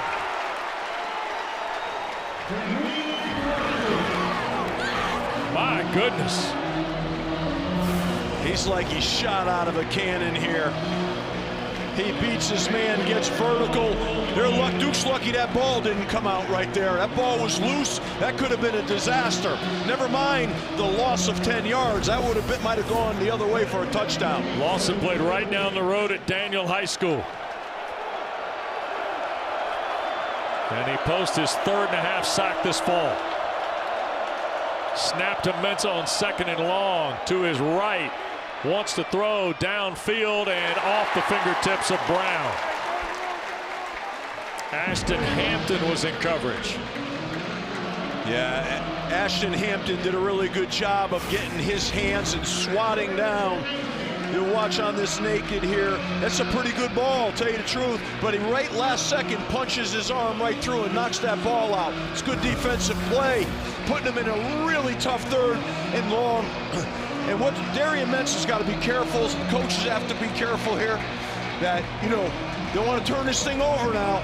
Well, don't force it here right now. Clemson's done a good job of neutralizing Barcade too, Steve. Yeah, where is he? Well, he may show up now. Here's Mensah to his left. He'll flip it out, Shepard to catch, and he will get to the 20. Flag is down, middle of the field here. Avion Terrell, the tackle of Nate Shepard. And Tim Hedgepeth. Ineligible player downfield. Offense number 64. The penalty is declined. 4th down. That's another 3 and out for the Tiger defense. Wow. Yeah, wow. You feel it, right? You feel it. Well, the interesting part about it is Duke did exactly what they wanted to do in their first 3 offensive possessions. And to a degree, they had a little defensive mojo built too. Clemson's found a way to move them off point here with pressure. Yeah. Something they were not able to do 2 weeks ago against SMU. Right. I think pressure is a big factor here. And I got to say, I think the play of Klubnik has been a big factor here as well. And I always say, great quarterback play lifts all the boats in high tide, and you're seeing it. Yep. He's less than 10 an attempt. Reynoldson, a running start, and the Aussie lands a high punt. Boy, that's going to take a Duke bounce. Williams wants to field it, and he'll be tackled at the 20. 57-yard punt by Reynoldson is going to equal his best. He had a Cal punt of 57 as well about a month ago. You see the Duke by quarter. 21 points, almost 200 yards of offense. A real fight here in the second quarter for Manny Diaz's offense. Meanwhile, 14 straight by the Tigers, who have never led today. It's been tied, but they've never led. Now they've got a chance at 21 all and 4.5 to go before the half.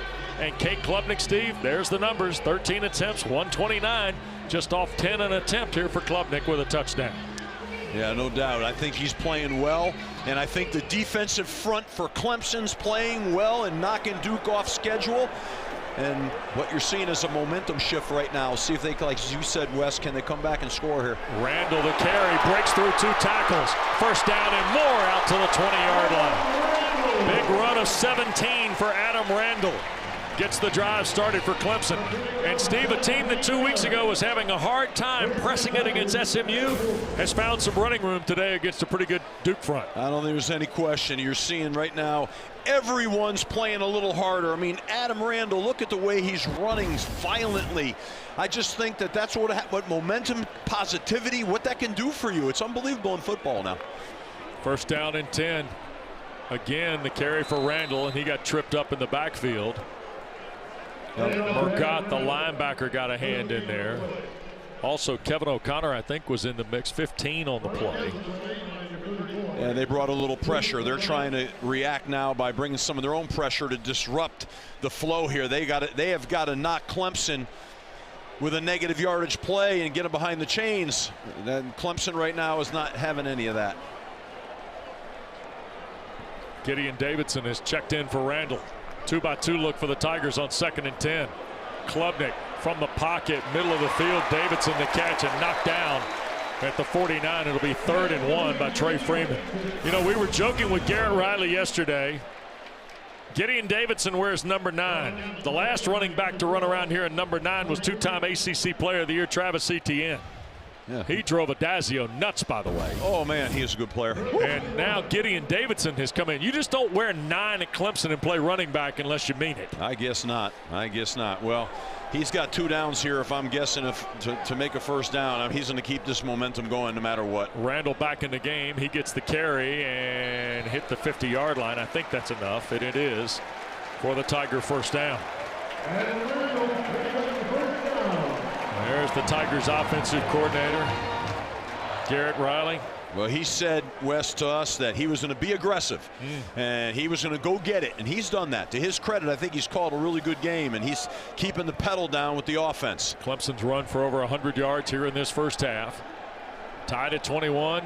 This will be the last snap before the 2-minute timeout. That's Moore in motion. Play fake by Klubnik.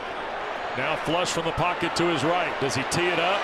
Now he'll bail here to the near side. Going to keep it. He will step out of bounds after about a 7 or 8 yard run to the 43. That'll get us to the 2-minute timeout. This is the 2-minute. We're going to come back. Tigers are going to be 2nd and short.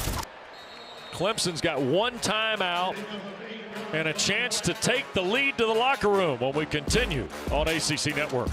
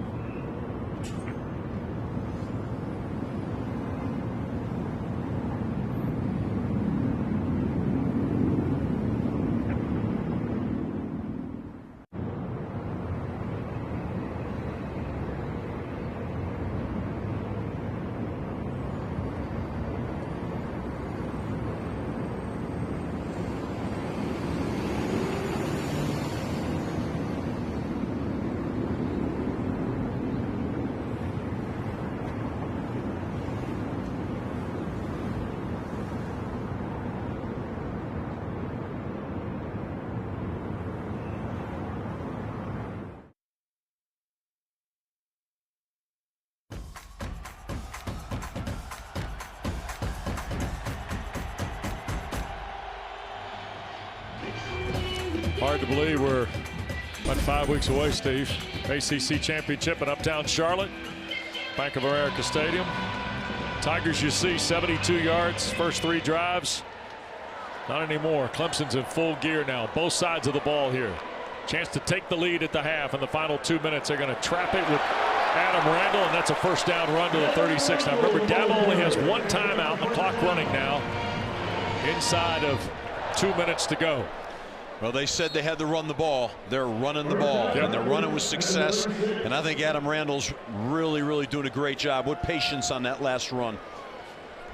But TJ Moore to the far side, Smith and Williams here to the near side. Klubnik has thrown for 138. And now a slide, Randall around to the near side, and he's going to get 9 again. Deshaun Stone makes the stop out of the Blue Devils secondary. 10-yard run, right at a first down number, and Klubnik right up on the beat again. That's called a pin and pull play. Free play for Klubnik. Nope, they're going to stop it. VJ Anthony was well over the line before the snap. And this will give the Tigers a free 5. Down to the 21, I think. Oh, they're asking about the. Here's Tim Hedgepeth. Offside, unabated to the backfield, defense number 7. The penalty is declined. Correction, 5-yard penalty. It's still first down. The 10-second runoff is declined. The clock will start on the snap. You see Anthony Anderson, he was also offside too. They didn't get the first guy, they were going to get the second guy. Yeah. Dabo declined the 10-second runoff. Of course he did. So it is 1st and 5 at the 21. Klubnik going to run it again with Randall. Adam Randall, first down and more. How about 1st and goal? And now a flag is thrown in late from behind the Blue Devils secondary. Clock stops with 75 seconds left to go. Randall on a 13-yard run. Personal foul, illegal block below the waist. Defense number 8. The penalty is enforced at the distance to the goal. Automatic first down. So that'll take it to the 4, 4.5. Yeah. Yeah, that's that rule where you can't go low on an offensive lineman trying to block you high. There it is. And the DB went low, and that's a penalty. Haven't seen that in a while. That's a good call, and that's a penalty, obviously. Correction, the offense wants the clock to start on my signal. 86 yards on a dozen carries, 7.2 yard average for Adam Randall in this first half. Dabo said yesterday he was going to challenge that O-line. I think he challenged him. I think challenge accepted. Going to hand to Randall, right side. Duke trying to cover the big back, and he'll drive it down to just outside the 2. Chandler Rivers out of Beaumont, Texas, the senior. 47th career game, makes the stop. Duke. And now Duke will use the first of their 3. 30 seconds. With just beyond a minute to play. Steve, if you're Manny Diaz, please set the game clock to 1 minute. More than likely you're going to be behind going to the locker room. Yeah. How do you handle this with your team? Because this is a team that's pretty well heeled in terms of the way they're all set up here. Yeah, I think you go in there and you explain to them, listen, we had control of this game. We were playing the way we wanted to play. We had a lull in the second quarter. Now we got to come back and win the third quarter. And I think that's what's going to happen in the locker room. No panic. No panic. Just a lot of juice, a lot of positivity. Boy, Vincent Anthony is not having it now. He is fired up at the Duke bench. I love that. I love that. Your best players got to stand up right now. They got to lead. Best players. You can make a stand here. Got to respond here. And on the flip side of that right now, Clemson's got to punch this thing in. They got to come off the ball, knock them back, and find a way to go score a touchdown here. 310-pound Peter Woods is coming at the fullback spot ahead of Randall. Talk about your power eyes. Toss to Randall, right side, touchdown for Clemson.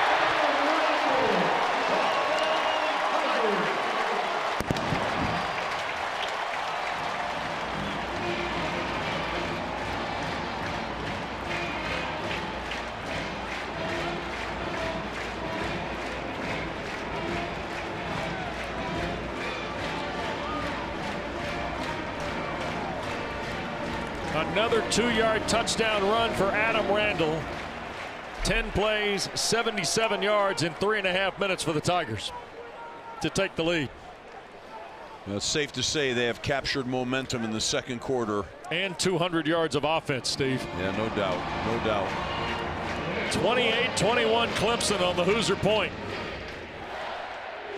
My goodness. Wow. They're running. This is what running the football can do for you. It sets everything else up. Even with that big package down there, they ran that toss sweep.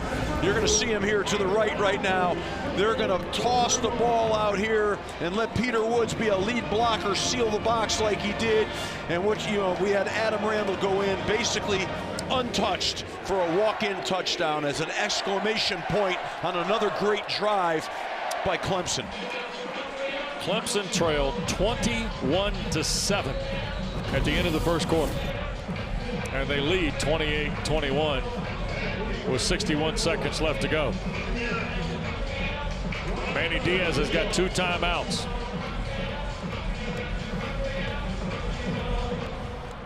Gunn's kick will not be returned. Blue Devils, who are minus 12 yards of offense in the second quarter, will start from their 25-yard line. Don't forget, coming up at the half, we'll send you to Dallas, actually to University Park, Texas. Taylor Tannenbaum, Eddie Royal, Eric McLean, Jimbo Fisher.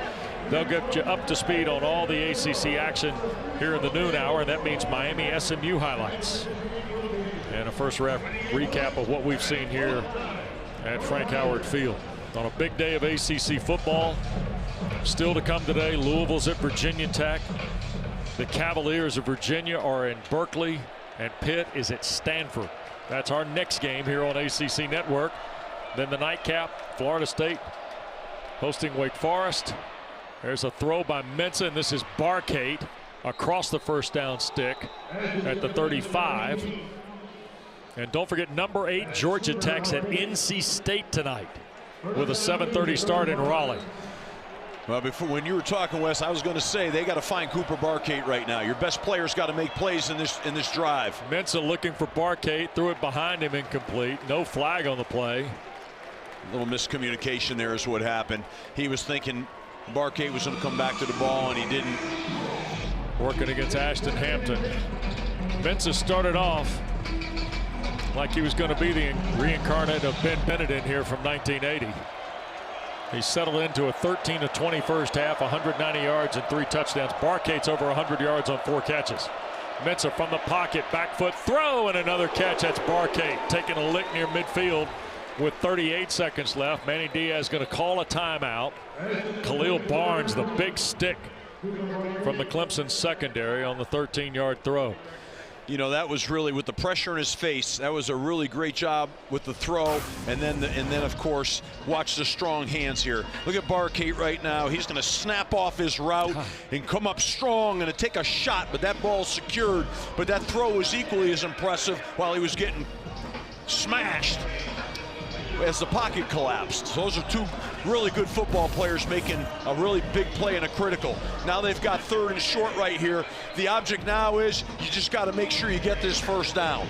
3rd and 1 at the Duke 44, and Duke down to 1 timeout.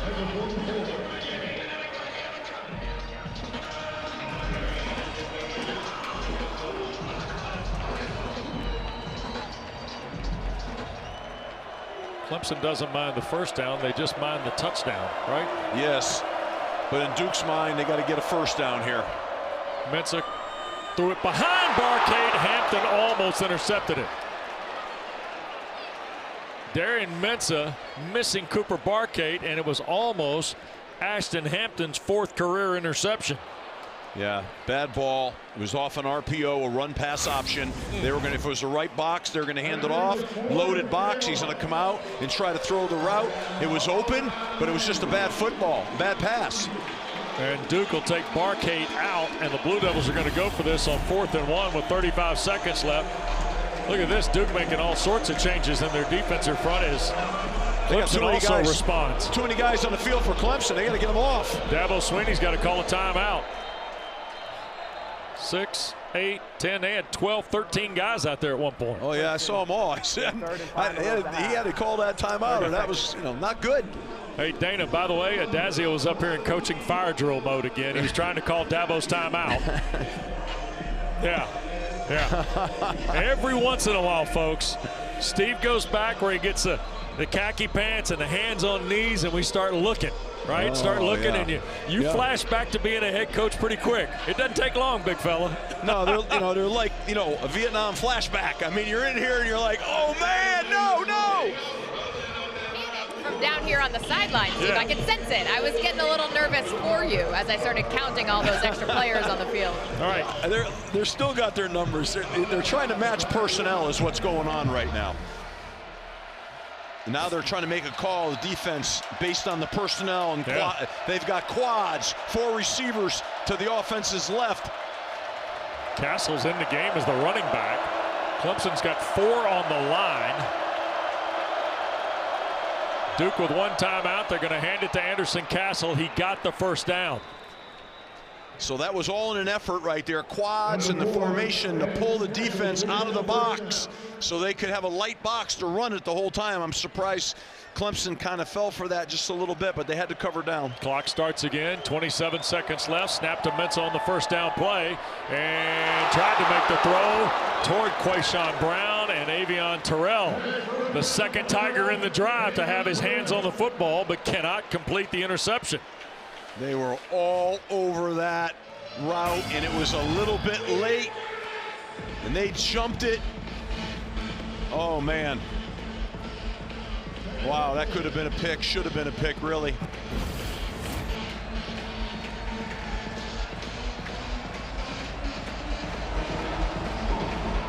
Marquette not on the field here. Don't understand that. For 2nd and 10. Yeah, I'm shocked. Here's Mensah from the pocket. Cuts it loose. That's going to be a flag and pass interference on Hampton against Andrell Anthony. I wonder if Barcade's hurt or something. He was standing over on the Duke sideline. Dana, I couldn't see specifically. It looked like he was just maybe tired and was having some water out of one of the bottles that they have. Defense number 23. The ball is placed at the spot of the foul. Automatic first down. You got to get your dude on the field, man. You got to get him in there. Just 18 seconds. Hampton. Yeah, he's all over him coming out of the break, grabs and takes him. That's like a WWF takedown right there. No, I mean, 18 seconds, probably got like 3 plays. Take a shot here, Steve. Oh yeah, you got to. Yeah. Polino does not have long range in terms of field goal tries. Yep. Here's a play fake, Mensah to throw. There's the shot downfield. There's Brown. It's caught. Touchdown, Duke. 43 yards to Quayshawn Brown. How in the heck do you let Quayshawn Brown get behind you in that situation? I have no idea. He was open by it, not just a little. Wow, what a throw, what a play. 4th touchdown pass of the day for Darian Mensah. Duke now in the top 10 of the FBS. They've got 25 plays of 30 or more yards. Last year they only had 21. Today they've got a 77-yard strike and now a 43-yarder. Polino's point ties the game. A 43-yard throw from Darian Mensah to Quayshawn Brown. Oh, man. They're just running him right down the seam, and he got behind the DB. I don't understand. Got behind Khalil Barnes. I mean, deeper than the deepest man. Keep everything in front of you. I don't know how that happens. I mean, the whole world knows they got to. We were talking, Wes. You're like, they got to take a shot, don't they, Steve? Yeah, they got to take a shot. I mean, that blows my mind a little bit, but give Duke credit, and they hung in there, got the ball to midfield, got themselves a chance to be in position to take a shot, and sure enough, big momentum turn there. And the Blue Devils get the ball to start the second half. So Clemson, who had played probably one of their best quarters of football all year in terms of offense and defense together, gives up a home run ball to Brown.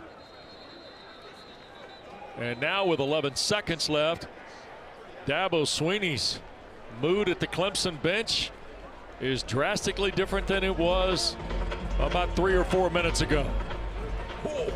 And Dabo is fired up.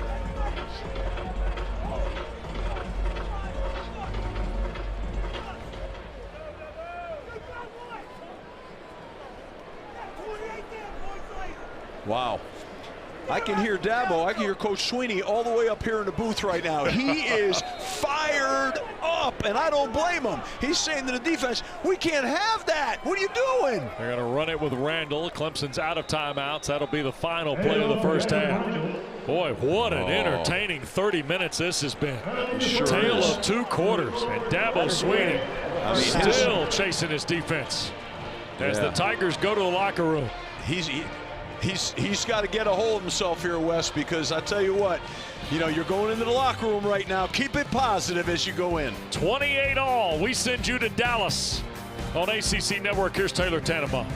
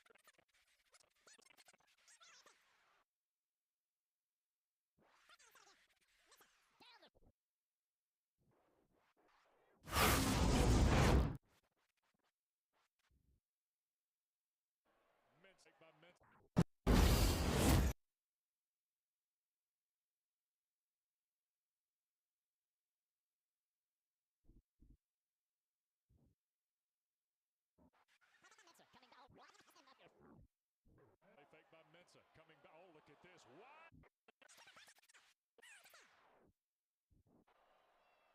Mensa. Mensa. Down the seam. Touchdown. Cut him loose, and they hit him on that little corner. Drive.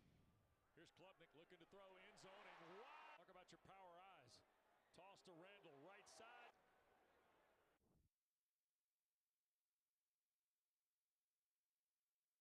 Mensa. They fake by Mensa. Mensa. Cut him loose. Drive. Here's Klubnik looking to throw. Talk about your power eyes.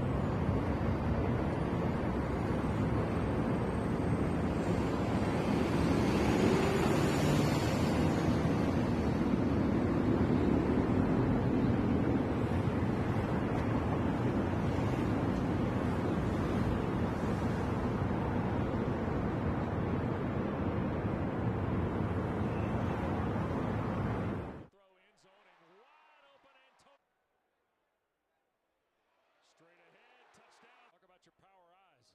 Toss to Randall, right side, touchdown for Clemson. Mensa to throw. There's the shot downfield. There's Brown. It's caught. Touchdown.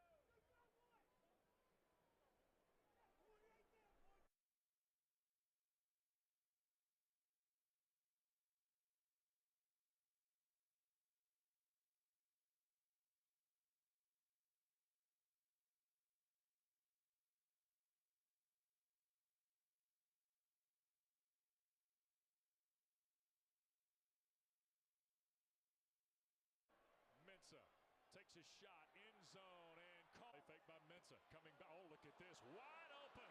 It's a bust. Mensah. Down the seam. Touchdown. And they hit him on that little corner route. Wide. Drive. Here's Klubnik looking to throw end zone and wide open Antonio. Straight ahead. Touch. Talk about your power eyes. Toss to Randall. Right side. Mensah to throw. And there's the shot downfield. There's Brown. It's caught. Touch.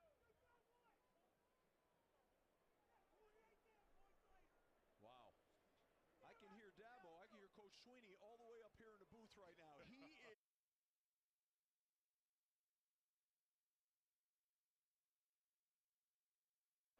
Mensah takes a shot. End zone and caught. Did they fake by Mensah coming?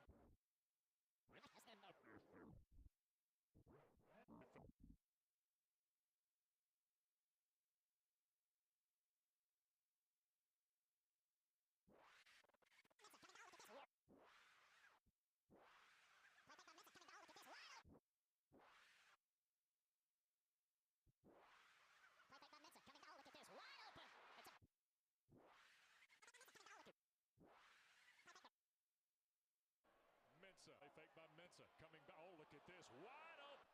Mensah.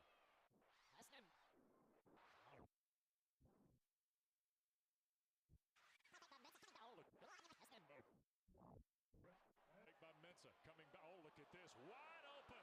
It's a bust in the secondary. And Mensah down the seam. Touchdown. Andrell. And they hit him on that little corner route. Drive. Here's Klubnik looking to throw end zone and wide open Antonio.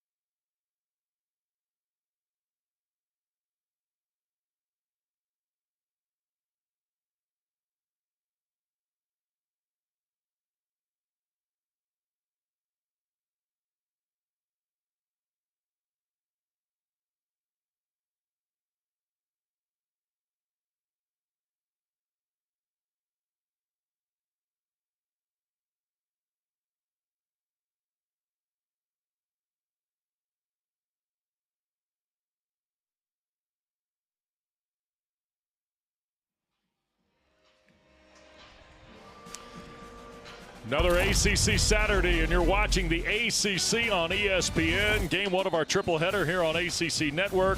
We get ready to start the second half, and Clemson and Duke are tied at 28.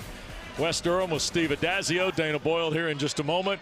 Man, what a first half, and it was full of highlights, so let's jump right to them here, Coach, because Duke scored touchdowns on their first 3 possessions, and Darian Mensah was sensational.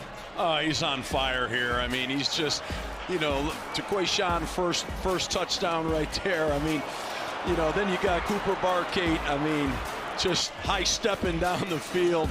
So then they throw the little slant cut right here. Yeah. Another touchdown. It's 21-7 into the first quarter. Dabo's trying to rally his troops here, Steve. I know, but quickly things turn around.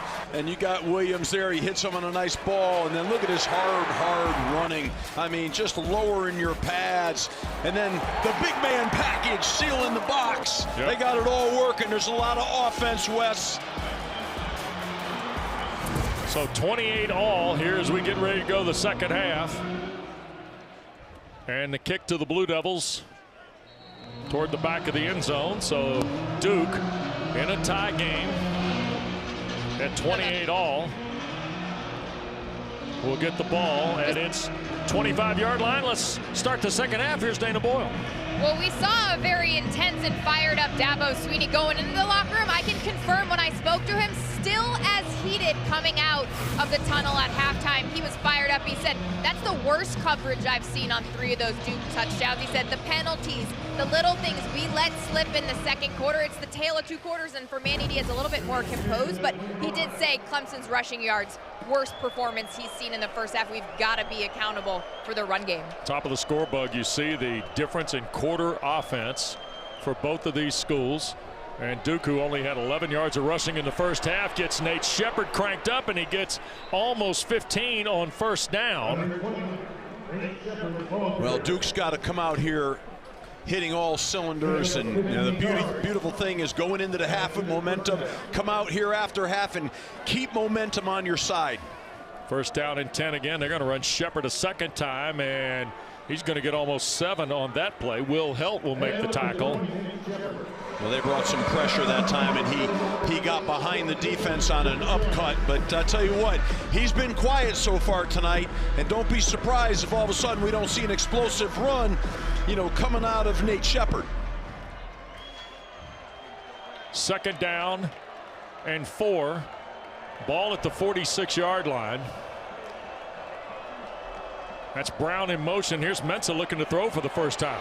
Flush from the pocket, marker down. Parker pressured him for Clemson. I think they're going to get a hold here on Duke. Yeah, thrown in the neighborhood of a hold. Holding. Offense number 77. 10-yard penalty. Repeat first down. He got beat right at the snap, turned around and grabbed him. That's usually what the MO is, and that's what happens. You can see the hold right here. You know, they ran a little inside move, and he just got beat and grabbed him. Not good. Really puts you. They had a great down and distance, and now all of a sudden they're behind the chains at second and real long. So here's Mensah now in the gun on second down after the penalty. And it batted in the air. Mensah caught his own pass and got knocked down. Woodaz deflected the ball up in the air. And then Will Helt made the tackle, I think. Yeah, they're getting a lot of penetration on Clemson's defensive line is right now. And, you know, Mensah's under duress. They're lucky that thing didn't get batted and tipped into Clemson's hands. So they started out strong, Duke, but all of a sudden now what's happened is, you know, Clemson's bowed up a little bit, especially with the defensive line. Third and a zip code for the Blue Devils. And they're going to hand it to Shepard. Nate Shepard tries to get to the corner and got knocked down shy of the original first down stick at the 40. Ricardo Jones on the tackle. And that's going to bring the punting team on, so Cade Reynolds will come out there for the Blue Devils. that last little, I think those yards were important, though. It gives Duke a chance to, with a good punt here, tilt the field, which was kind of critically important. You know, they were heading backwards the wrong direction. Yep. Antonio Williams is deep here to take the Reynoldson punt. A couple of steps, that got blocked. Partially blocked on the play. Clemson's going to end up with it around midfield. And that was Tyler Venables that got in there to block it. I believe 24 Venables is the one who got the block for the Tigers here.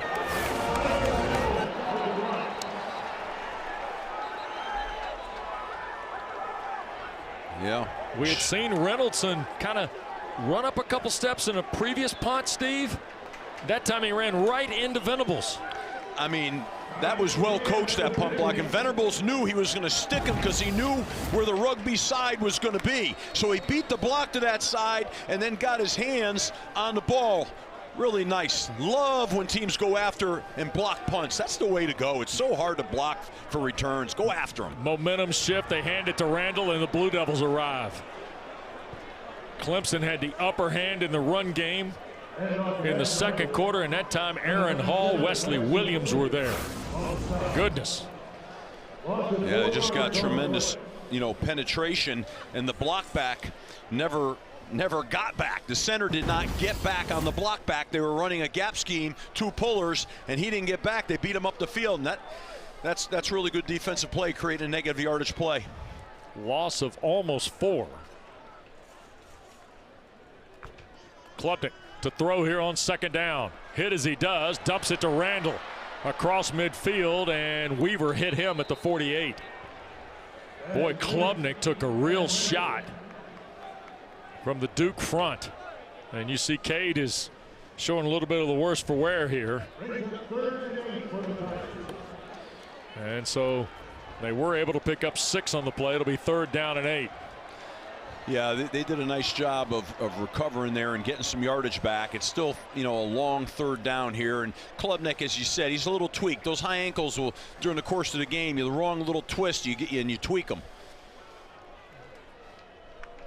Tristan Lee at the left tackle spot. Here comes Anthony around the corner. He'll throw it to Williams, does Klubnik, but he'll still be shy of the 1st down. Interesting call here, Wes, for Dabo. I would say he's going to go for this. Yeah. And, you know, yeah, I mean, why not? Be aggressive here. Let's go.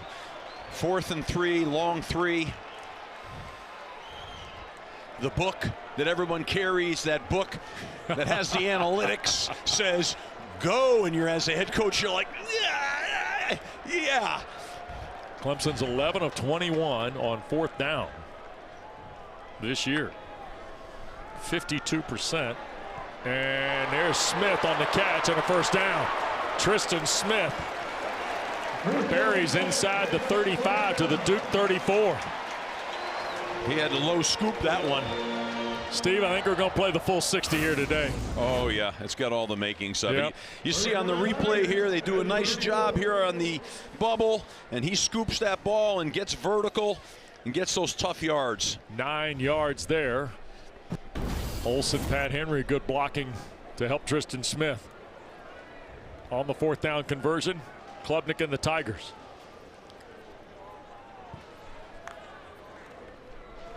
Quick throw, that's Antonio Williams again. Another 1st down, this time to the Duke 20. Mekhi Jones, true freshman who played his high school ball at Milton, Georgia, on the tackle of Antonio Williams. This is an RPO. It's a run pass option. He pulls the ball and he throws that slant. And Antonio Williams, what a strong-handed guy. Those are tough throws because you don't know who's going to lay you out from inside out. And he goes up, snatches that ball, and gets more yards. Well done. Williams, who played his high school football at Dutch Fork and Irmo, South Carolina, really impacting the ball game today for the Tigers. Now Klubnik on 1st down, and here is Williams at the 10. At the 5, can he get to the end zone? No. Freeman grabs him and holds him up before he can hit the end zone, along with Chandler Rivers. It's a 19-yard play, and Antonio Williams has really been showcased today by Garrett Riley. Yeah, he has been. That was a nice little scheme, a little play action pass. It's a pocket boot where they pull the guard to sell a gap scheme and come off of it and throw a little crossing route. If Antonio Williams had lowered his pads just a little bit more, he might have snuck in the end zone there, but he was a little high, and they knocked him back. Chapman Pendergrass has come in. They go to the extra tackle here, Steve. Yeah, they're putting a little bit extra tackle for a little more juice. High snap is not a high snap. It was straight to Peter Woods, and he got in. They faked the snap to Klubnik. He faked it. They snapped it directly to Peter Woods, who scores the touchdown. It's his second rushing score of the year. Big fella's got skills. Well, he blocked. He had a nice block on the other touchdown, and now he's going to get to run it in. Look at this. Yeah, just keep that ball tight to your body. Don't stick it in one hand now. You're down by the goal line, and then he gets all that big body stuff going forward, and man, that's hard to stop. Clemson with 8:25 to go in the third, scores on the Woods touchdown. So they take the punt block by Venables and cash it in 7 plays. And the Tigers are back in front. The Tigers are fighting, Wes. I mean, they're really emptying the whole chamber here. These guys are playing hard. 7-play drive in just better than 4 minutes. Clemson back in front.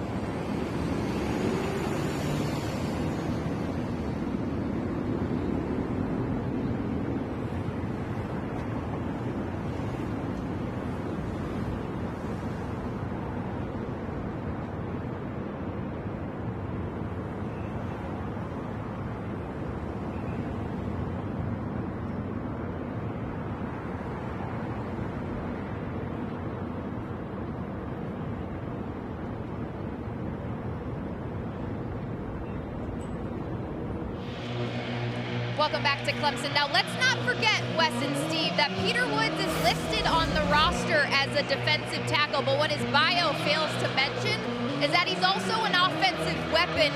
We had a chance to talk to him a few weeks ago, and he told us, I'm petitioning with Coach Sweeney to have me listed as ATH on the roster. I consider myself an athlete. What else do I need to do? Still not on the roster as ATH. I did ask him, I said, well, what else do you have to do? He goes, I think I have to throw a touchdown. Wow. Okay. Hagans will play this from 2 yards deep. So Samir Hagans fires off the right side, and Hagans is gone. 102 yards And a Duke touchdown for Samir Hagans. No flags on the play. Duke had not returned a kick all day. Offside. Kicking team number 22. The penalty is declined. Touchdown. And this game, Steve Adazio, won't stop. No, man, these teams are fighting and battling. There's emotion on this field and big plays everywhere. We got an injured player out here on the field, Wes. And we'll get another look at the Hagans kick return for a touchdown. His longest of the year had been 39 at California. They will measure that 100 yards in the college game. He was a couple yards deep in the end zone when he took off, and Duke an extra point away from tying the score. That was speed, Wes. He was moving, man. You don't see as many kickoff returns, but that was great. And the injured Duke player, Elliott Shopper, the linebacker,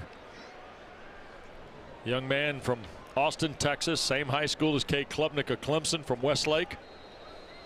And he's a guy that's been pressed into service because of the injuries at linebacker Duke has sustained the last month or so. Here's Polino to tie the game. And the point is good. So locked up at 35 now with just ahead of 8 minutes to play. Don't forget the all-new ACC PM is Monday through Thursday, 6 to 7, and then on Friday, it's a 2-hour Friday football edition hosted by Kelsey Riggs Cup, and it's right here on ACC Network and the all-new ESPN app. Man, this game has been something. Steve, it's been big plays everywhere. That's the 4th touchdown of 20-plus yards for Duke. But it was 21-7 at the end of the first quarter. Then Clemson rallied. Then Duke got a touchdown before the half, and now each team's been in the end zone one way or the other here in this third quarter. This is going to be a test of wills, this game. It's going to test your mental and your physical toughness in the second half going down the home stretch. Forces you to stay locked in and ready.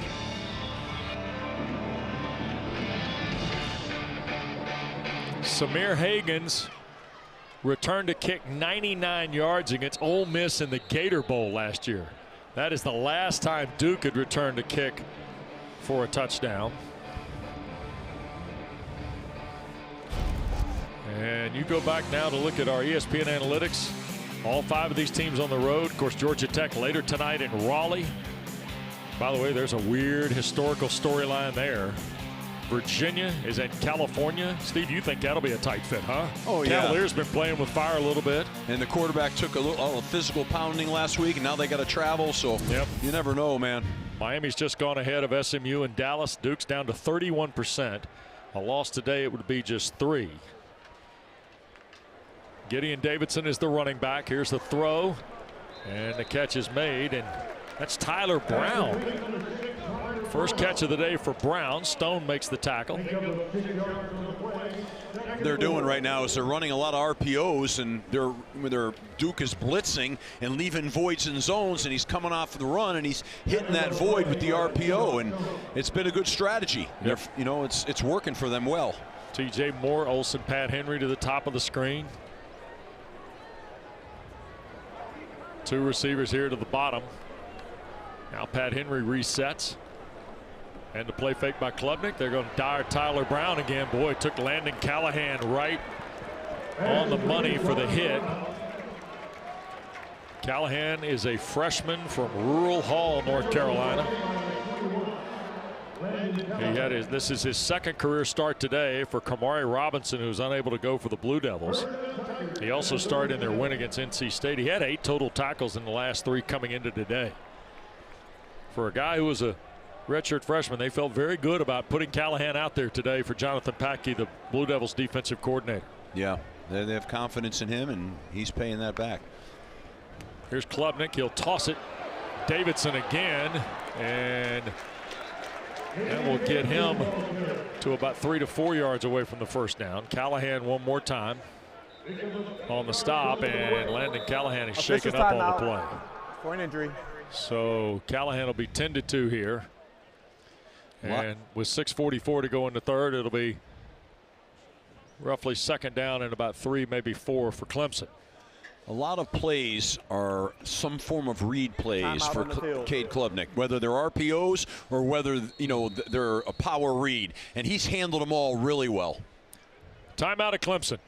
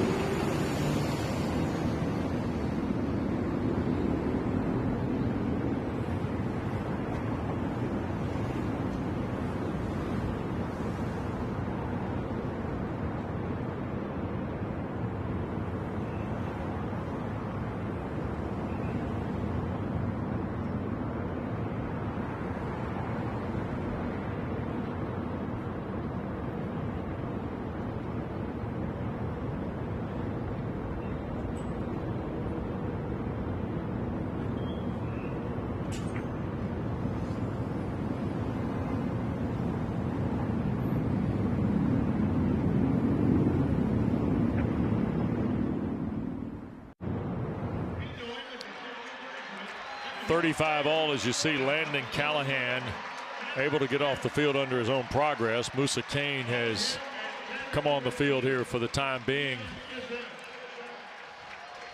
for the Blue Devils in the secondaries. Manny Diaz looks on here in a 35 all game. Duke trying to win at Clemson for the first time in 45 years. Wow. October 1980. Clemson has won the last 15 times. The last time Duke was here was November of 2018. The starting quarterbacks that day are Trevor Lawrence and Daniel Jones.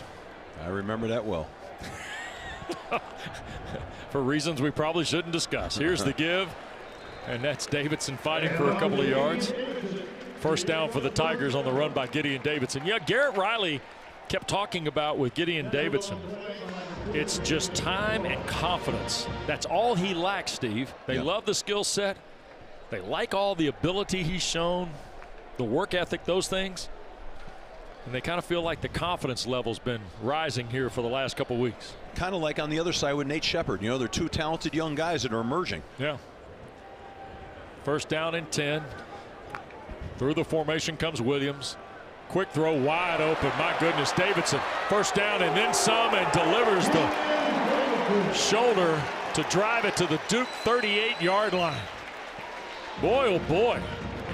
The little guy at 6 feet 200 pounds dropped the hammer here. He sure on three did. white shirts. Yep, he went right for him. He lowered his shoulders and took it on and drove it. Really nice throw there as well by Cade Klubnik. I'm telling you, he's quietly right now, maybe not even quietly, but he is having a day. He's very accurate. He seems very much in control, poised. I think Duke's got to try to do something to affect that right now. He's playing with a real sure hand. Randall's come back in the ball game. Flag thrown. And Klubnik, by the way, over 200 yards in the ball game. Excuse me. Yeah.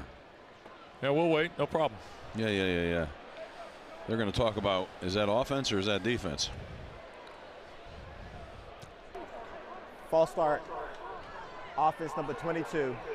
5-yard Oh, it's penalty. on the wide receiver, It's Cole still first Turner. down.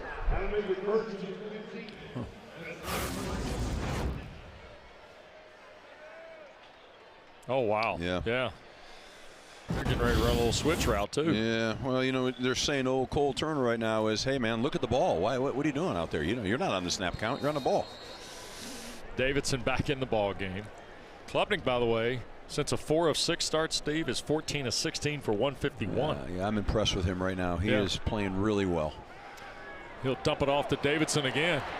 Gideon Davidson took a big lick, but holds on. That's a hit by Mekhi Jones at the 37-yard line. By the way, Jones is a bit of a Duke legacy. This youngster from New Jersey who played his high school ball in Milton, Georgia.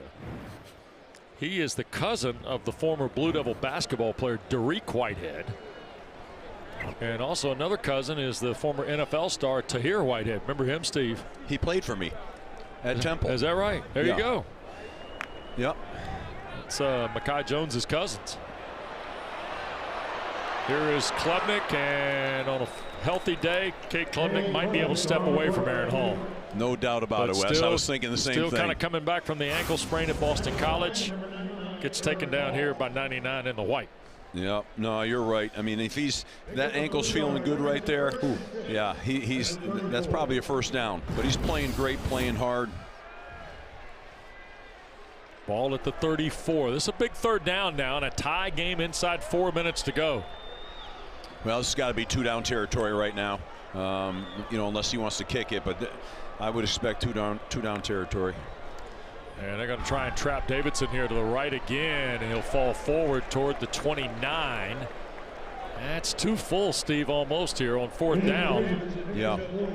This has been a day, though, where we've seen both these teams very aggressive offensively, especially on 4th down. And successful. Yeah. You know, so they're going for it. You see Duke's 4 for 4. Clemson's hit their only 4th down. They're going to bring Randall back. Here comes Olsen, Pat Henry. Remember, they threw to Tristan Smith. He's in that huddle right there with his back to you, number 3 on a 4th down. Yeah, I mean, this could easily be an RPO here where they assess whether they void a zone with a blitz and they just throw it right out there. 3 on like the right play now, clock. they're not covering down. Dabo Swinney going to burn the timeout. Play clock got down to 2 on Cade Klubnik. Timeout. Clemson. They didn't cover down on Antonio Williams. Timeout on the field. 3:02 to go. Clemson took a timeout. Back to Tiger Town in a moment.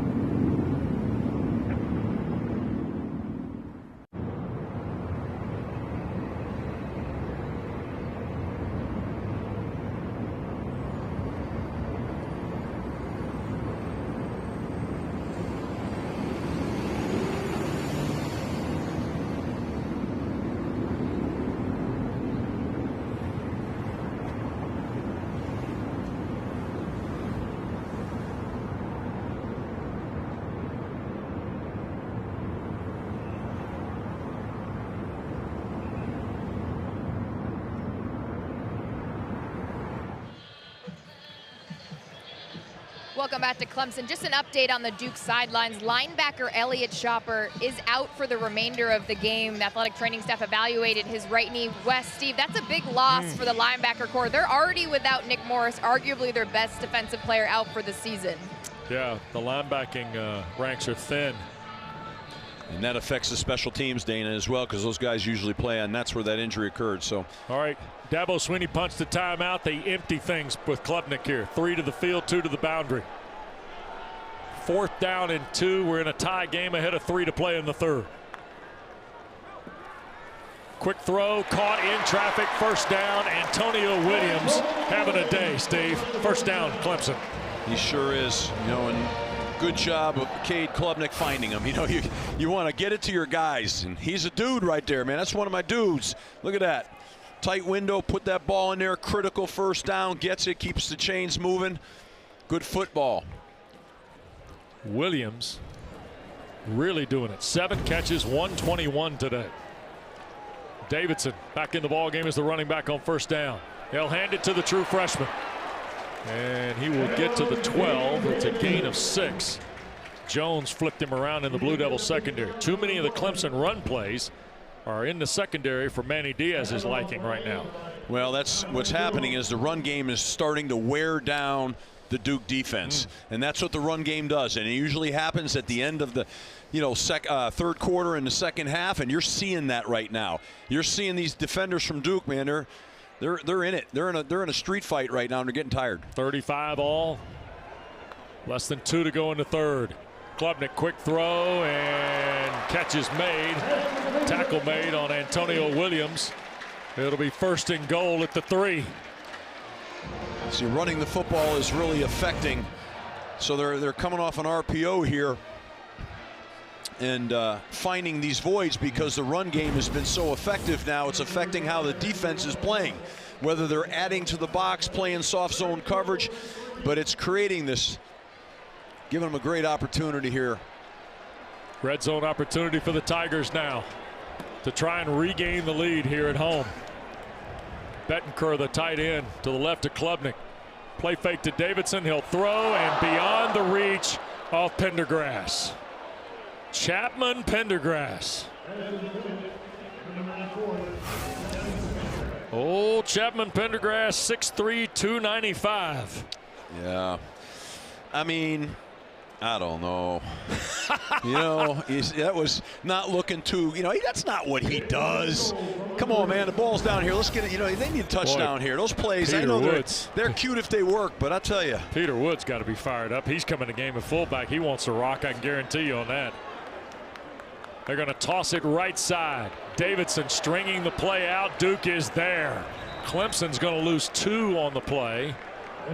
Bradley Gompers, that's who came in to spell Shopper out of that Duke linebacking depth.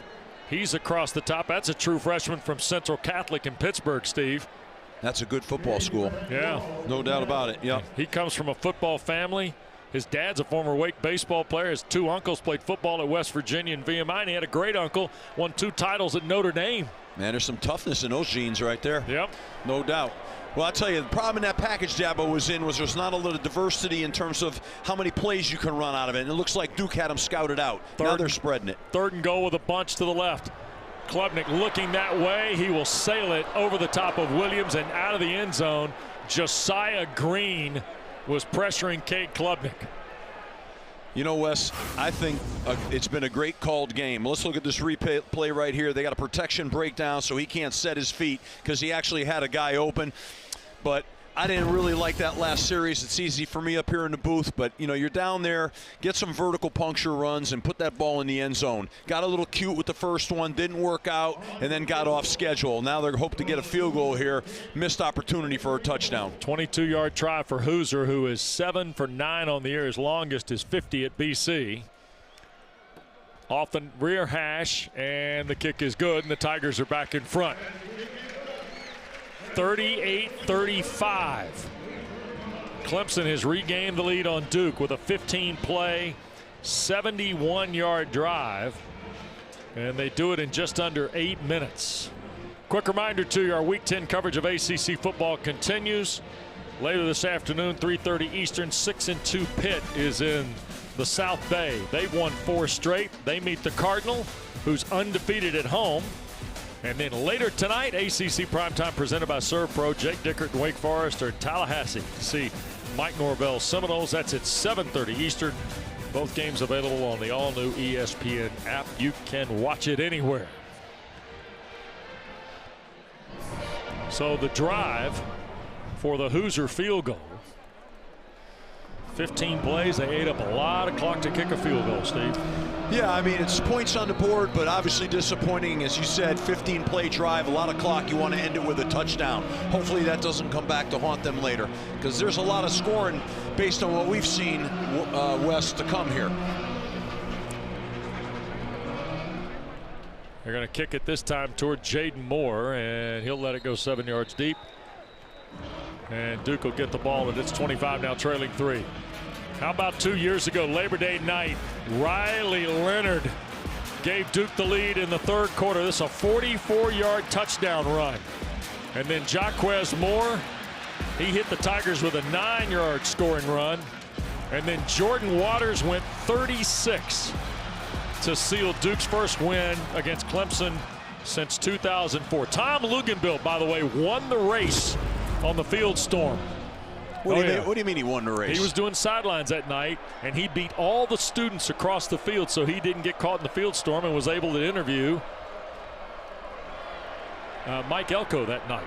He should have got a bonus for that. Yeah. Wow. Nate Shepard on the first Who down would win carry. that race between he and Dana? That's the. Of course you would. We're talking about a speedster from New Hampshire versus I don't know what. Big arm quarterback from California, Steve. Let's just let it go there. What a game we got here at Tiger Town. Clemson 38, Duke 35. 15 minutes to go when we continue on ACC Network.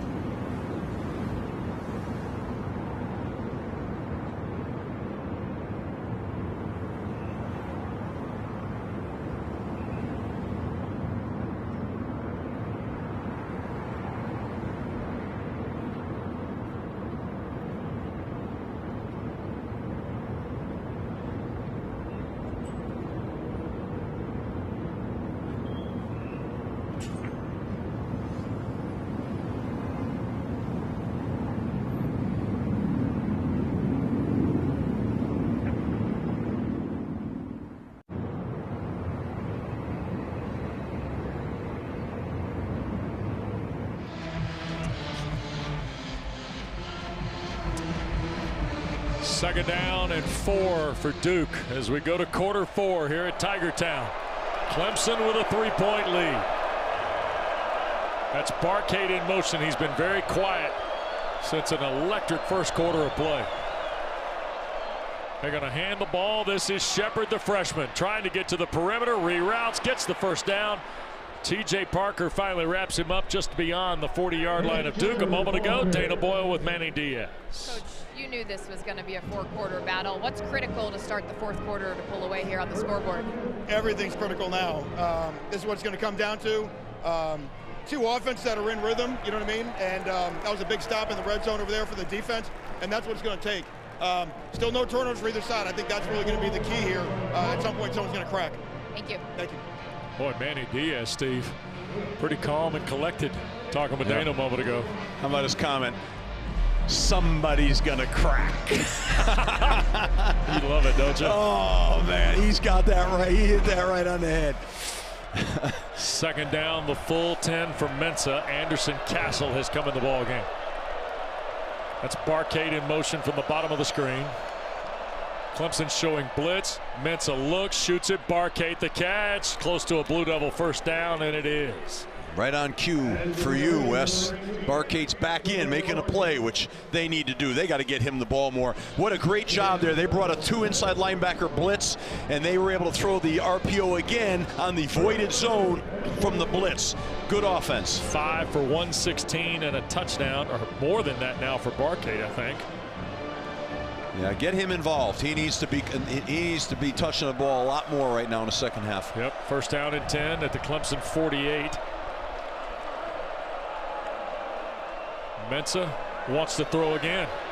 Going to take the crossing route, and the catch is made, and that is Landon King. It's kind of an afterthought when the season began at tight end. Boy, King has come up big now. Another catch for King. And Duke right on the bump at the 32 of Clemson. And here goes Anderson Castle fighting for yards. And looks like Dinoff got him to the ground for the Tigers. We're seeing good quarterback play today, but we're also seeing really good running back play today. Both sides, all these backs that rotate in and out now. It's been several of them. They are running hard and running well right now. 4 for Castle on the carry. Shepard's come back in. There's a look at the freshman, whose brother was Will Shepard, was a former star at Vanderbilt in Colorado in the college ranks. Bunch look to the boundary. Mensa to his right, coming off point. Will he throw? He will, over the head of Barcade, out of bounds. Jaheim Lawson was chasing him. Jaheim's been all over the field today. He's played great. Yeah, he's played, and you see the speed. I mean, now Darian Mensa might not be the fastest guy, but he's pretty darn athletic. Well, they chased him. Tom Allen, when we meet with Tom Allen, Jaheim Lawson, pass rusher style. Cade Dinoff, solid try-hard guy. You know, he gives you the description that he is impacted on these players. And if they do that, they think they can be successful. Lawson has played to his strengths today. Yeah, played well. Duke just 1 of 8 on third down in traffic. What a catch by Brown. Yeah, that was good coverage too. I Yes, mean, that was good was coverage, but a great throw and a great catch. Myson Kelly had terrific coverage here. Better throw, better catch, Steve. Yeah, that's, you know, everybody's on Scully, and that's what happened there. But I'll tell you what, you know, I'll say this, man. These guys are competing on the field tonight, today rather, and it's fun to watch. This is college football at its best right now. 3-point lead for the Tigers. Here's Mensa to throw toward the end zone. King got tied up with Khalil Barnes. Landon King, kind of a corner fade, Steve. Yeah, that was a matchup play right there. They were trying to get the matchup, and just was off. Really, really good coverage, and by Khalil Barnes, and you know, throw wasn't great, so they took a shot. That's all right. Come back to second down now. Probably wouldn't be surprised if we, you know, see a run here, or maybe an RPO off of a run if they give them a look to throw it. Right now, they might have numbers to the boundary. Nah, maybe not. 10th play of the drive. Play clock down to 2. Snap to Mensah, quick throw. Hagens took it off his shoe tops and got tackled right away by Barnes. Yeah, I didn't like that. They had numbers, and the defense saw what was going on there, and he, too late with that play. He'd been better off handing that off. He could have handed it off, but he threw the bubble out there. I didn't really love it. At first, I liked it. Then they started covering it down. Get out of that. Don't throw that bubble. Now they got a 3rd and long play going in here. That's not ideal. Again, you wonder what Manny Diaz will do if they can get half of it back here. Would he go for it on 4th, or would he kick the field goal and, get this thing tied up again? Here's Mensah, another quick throw. Oh, it's a double pass. Now he's going to throw it, and it's short. Quayshawn Brown was trying to get it to Samir Hagens, and it was underthrown. Wes, it should have been run. He was going to throw it. He hesitated, and then he should. At that point, he has the option to run. He should have ran this right now. So there it is right there. Take it down. He's one-on-one with the safety as opposed to trying to, guy who doesn't throw the ball for a living, trying to throw it. You probably could have got 5 more yards on this field goal is what would have happened. 38 yards just inside the limit for Todd Polino to tie the game. Reynoldson to hold. Kick is away, and it is good for Polino. So we're tied at 38, 10:40 to go at Clemson. Nobody has cracked yet. Adazio. No cracking going on.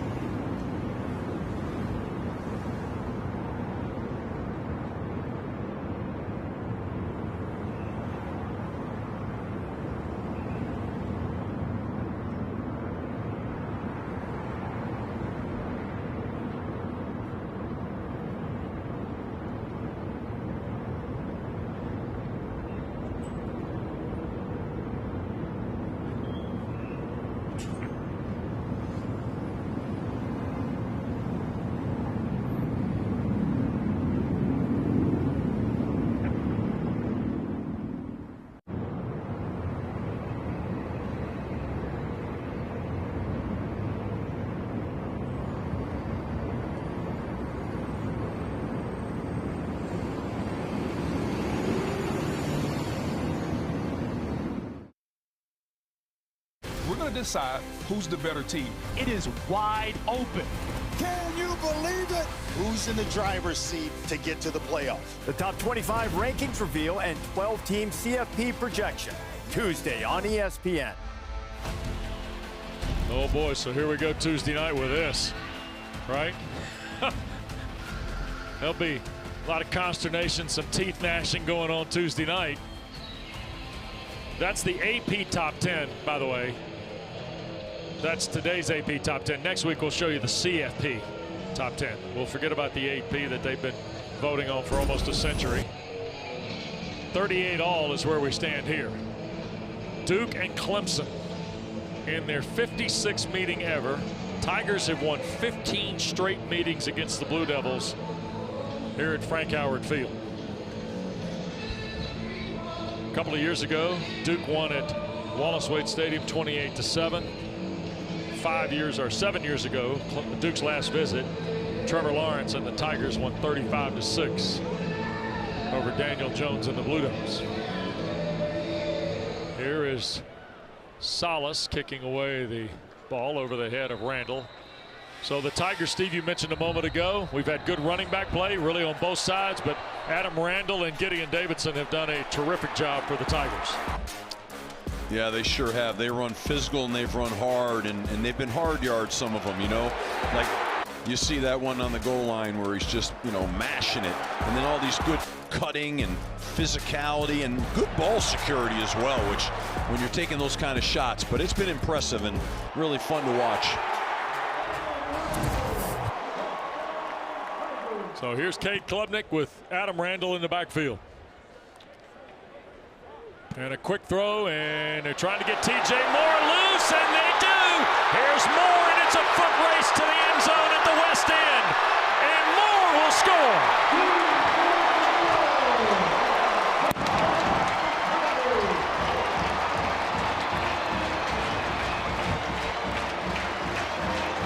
"12 seconds after Polino's field goal tied it, Clemson is back in front."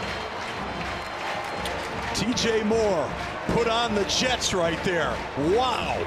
I mean, and his feel for the pursuit that was coming, the way he weaved away from the pursuit was so impressive. And the way the lineman got out on that jailbreak screen, I mean, that was well executed, but wow, this place erupted here. This is something, this game back and forth. 44-38. Hoosiers point makes it 45-38. So Todd Polino tied it from 37 yards, and then T.J. Moore from Key West. Wow, we're going to put the foot in the ground. I mean, he's moving right now. Look at the way he's weaving. He has such a feel for where the pursuit's coming from. Great job. Really well done by the linemen. Don't let that go unnoticed because they had some key blocks to spring that screen out there. Big explosive play. What a game. We're getting entertained by a lot of good football right now. Cade Klubnik's got his 9th career 300-yard game today. 22 of 28 for 320 and now a couple of touchdowns. And a 75-yarder to Moore. And Memorial Stadium at Frank Howard Field is rolling again.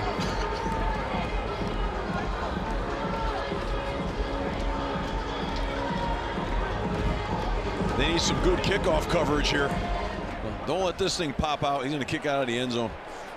No return by Higgins. That bounces out the back of the end zone. Duke will play from its 25. Don't forget tonight, following the Deacs and the Seminoles at 7:30 Eastern, ACC Huddle Final Score wraps up the whole day in the Atlantic Coast Conference.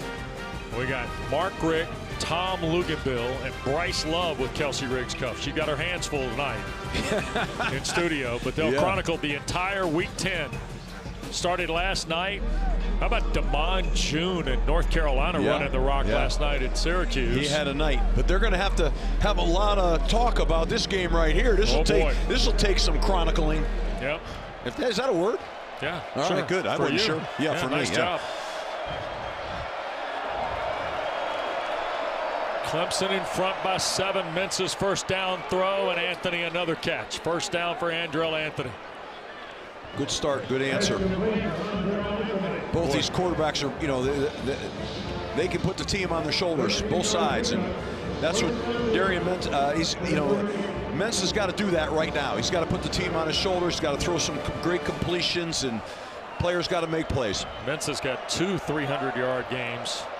Well, he's got 4 games with 300 yards this year for Duke. Looking on his 5th here. He's got 7 in his career.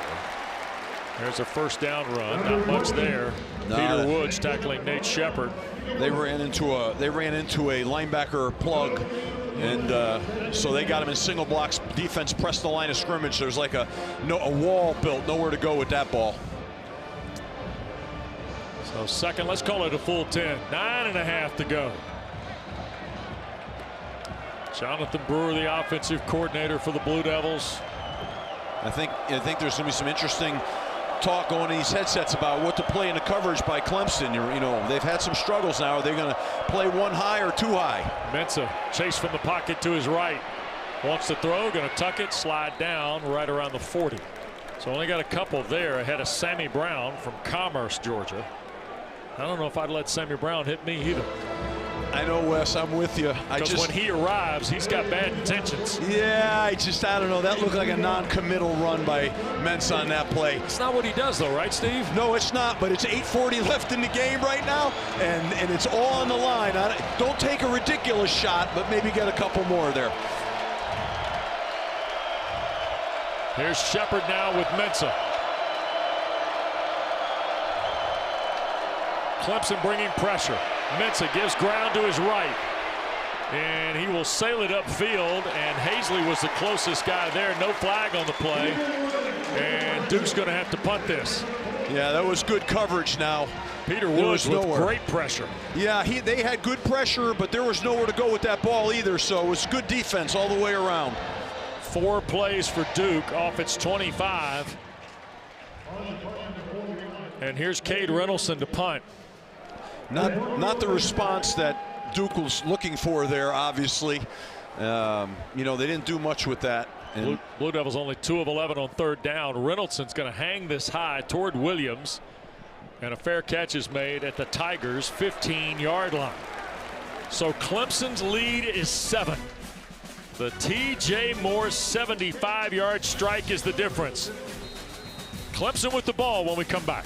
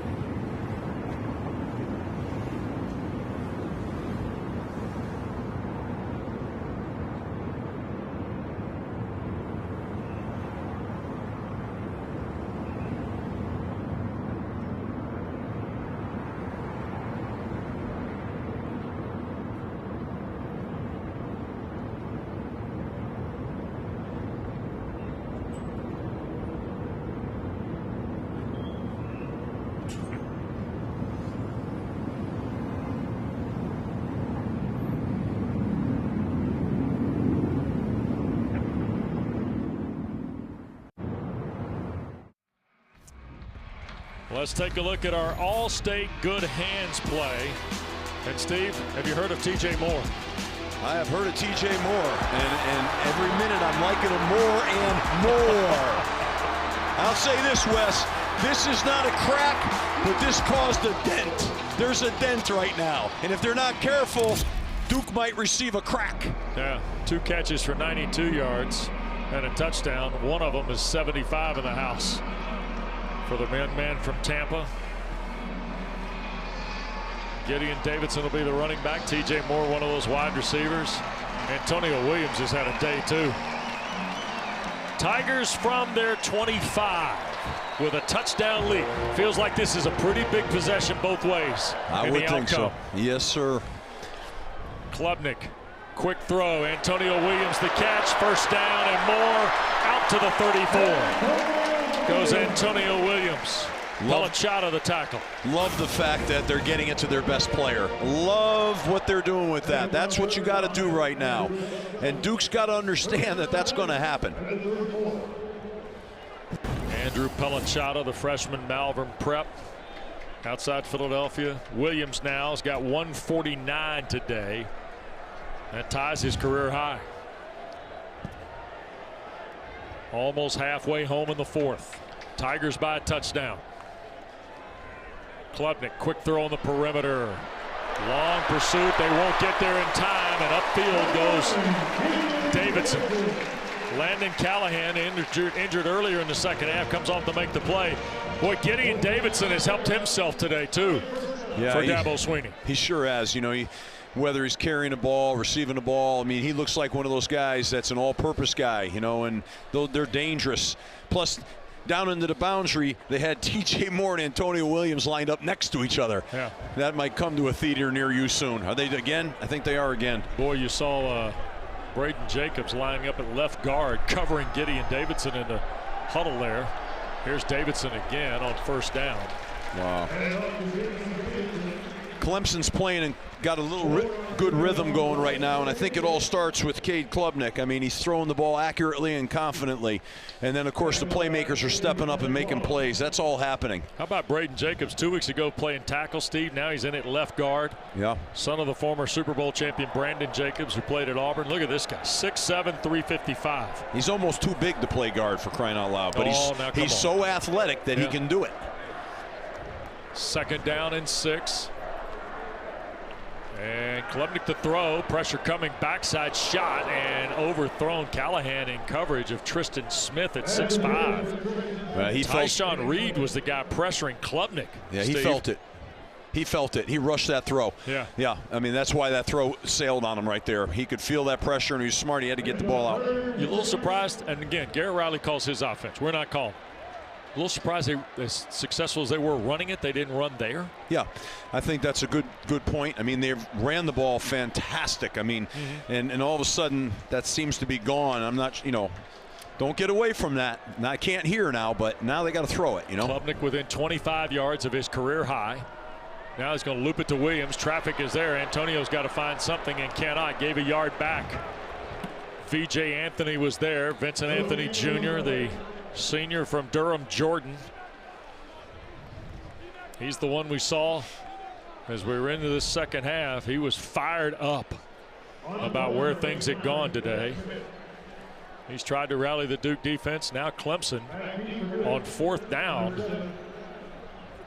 And Tigers are half on, half off here. Are they going to wait and let the play clock run out? The game clock will do it with them. Yeah. At 5, we're going to be about 5:31 to go, maybe. Yeah. There it is, 5.5. Delay a game will be the penalty, or do they call timeout? They're probably going to take the delay and help the punter, probably, in their opinion, kind of put that ball down inside the 10. And, even though they're going to be disappointed in that possession, they are going to flip the field. It's fourth down. There we go. Manny Diaz, the decline. Yeah. So Quayshawn Brown's going to stand at the 8. Jack Smith, Saraland, Alabama, in his 12th game as a Tiger, will punt it away for Clemson. And Philip Florenzo, in his 49th career game, is the long snapper on punts here for the Tigers.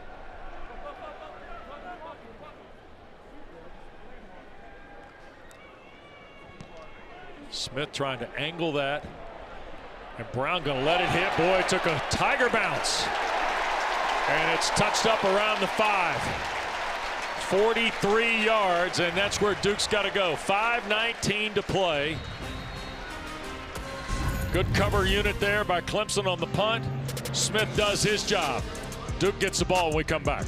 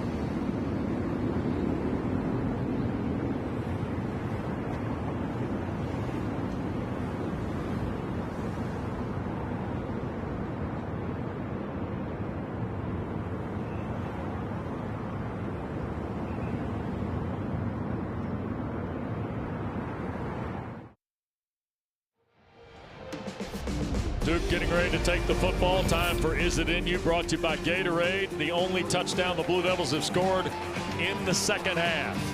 From beyond 100 yards, Philadelphia's Samir Hagans, second player in school history with multiple kick return touchdowns of 99 or more. Coach Adazio. Well, that was a key play in the game, and explosive for Duke. Anderson Castle, the running back. Mensah pushes the pocket to his right, shoots it. Barkate, it was deflected on the way out there, I think, by Ricardo Jones. You have to keep an eye on 6 in the orange, because Ricardo Jones plays down, Steve. He's got 3 picks. You got to honor his cover skills, right? Yes. And there he jumps kind of in the pass lane of a sprint out by Mensah. Yeah, I mean, great job by him, you know, taking away the throwing lane. Incomplete pass, second down, the full 10 for the Blue Devils. Mensah the play fake again. Here comes T.J. Parker. Mensah tried to slip it to Brown. He couldn't. He reached back and caught it one-handed. Did Queso, or Quayshawn, who goes by Queso. Look at this catch. Yeah, I mean, it's a remarkable catch, but the amazing thing here is that could have been intercepted for a touchdown, but he makes a spectacular catch. I mean, that could have gone either way. I saw a guy do that in Raleigh one time. He later got a gold jacket in Canton. Big third down here now. This is a tough third down call. Interesting, what's Clemson going to do? Are they going to play coverage, or are they going to come after this thing? Looks like they're going to play a little too high coverage. Duke 2 of 11 on third down. Mensah downfield. Hazley wide open. First down and more. Jeremiah Hazley to the Clemson 35. Darian Mensah goes over 300 yards in the ball game. And the big tight end from Gibsonia, Pennsylvania. I mean, they played too high, cover 2, and no linebacker carried him vertically. He's wide open in the seam. Anderson Castle for a yard. You got to carry that route vertically. The linebacker's got to carry that thing and stay under it. 56-yard throw to Hazley gets Duke in business. Plus territory situation. Now 2nd and 9, though, after Castle only got a yard. Career long catch for 6'3" redshirt junior Jeremiah Hazley. Dabo Swinney right now saying, what the heck in the coverage? What is going on? Shepard in the ball game with Mensah. Barkate, bottom of your screen. Here's Mensah up in the pocket, going to run with it, and he'll be brought down shy of the 25. Wood has the stop. I think it's going to be right about 3rd and 3 here. You know, Wes, sorry, I'm blowing air out of my microphone because I'm like, the game's online. Go get the extra couple of yards there. He just sort of kind of curled down there. I don't know, man. This is not self-preservation time. This is warrior time here. Every yard, every inch matters. They're going to bring Landon King and Jake Taylor in the ball game. So they've now got 3 tight ends in the ball game. And there goes Hagans in motion. Flags thrown everywhere. So now 3rd and short becomes 3rd Offense number 7. 5-yard penalty. Now, I'm not sure what Jonathan Brewer was hunting there, but you had Hazley, King, and Taylor all on the field. So they're going to take Castle off the field, bring Shepard back. They're going to take the 2 tight ends off the field, bring Anthony and Brown back. And Barkate is also out of the ball game. Yeah, I don't get it. So Hazley's over here to the near side in this group of 3. Anthony to the top of your screen.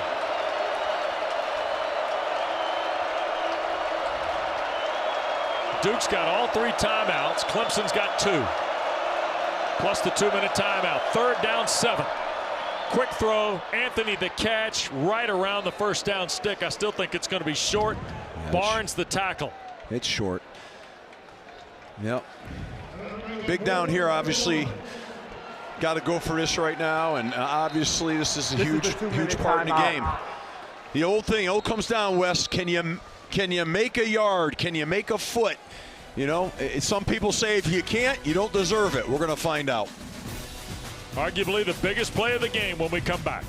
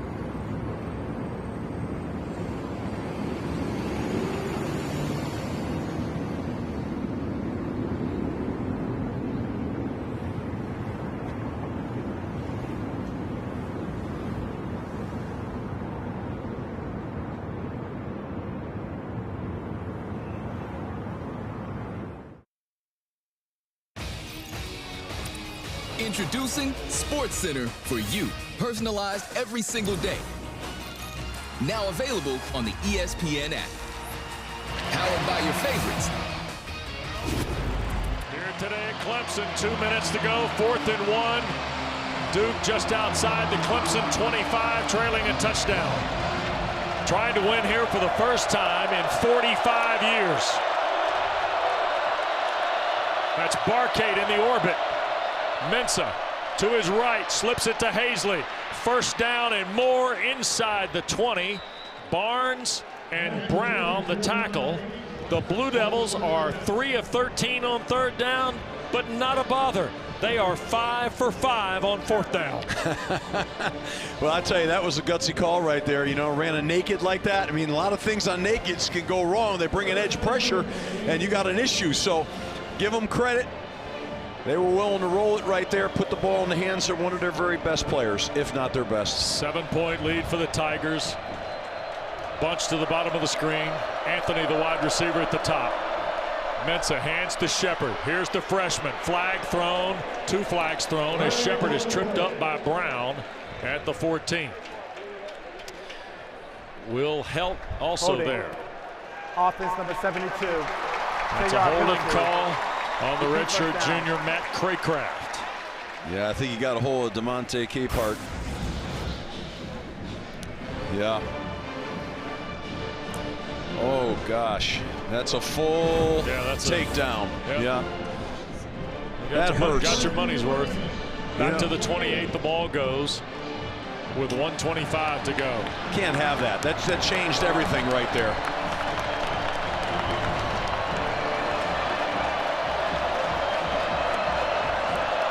Tight end to the boundary, 3 to the field.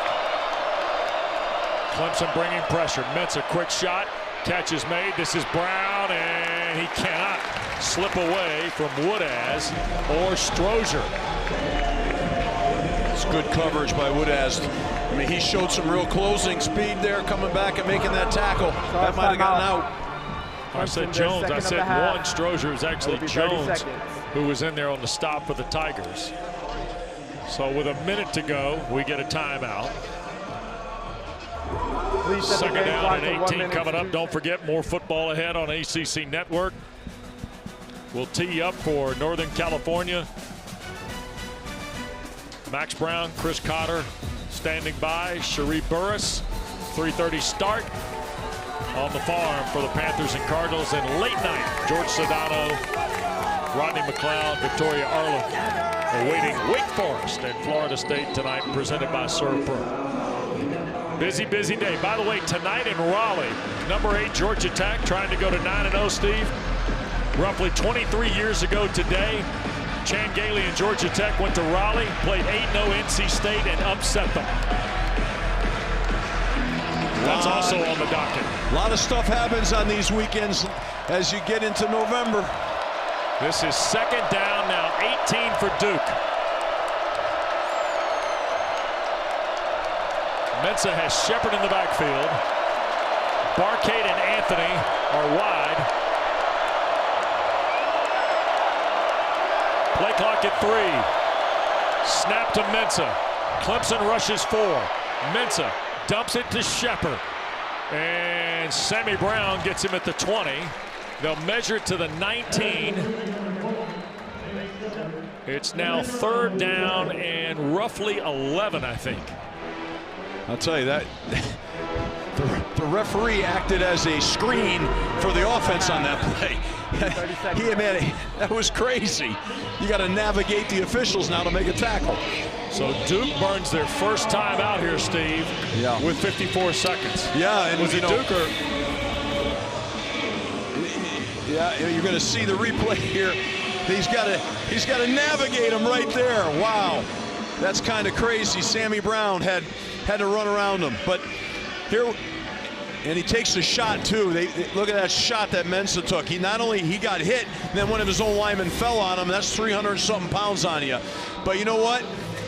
For the game, it's third and long here. They need to be able to at least get half of this to give them a shot on fourth down. So this is such a critical third down.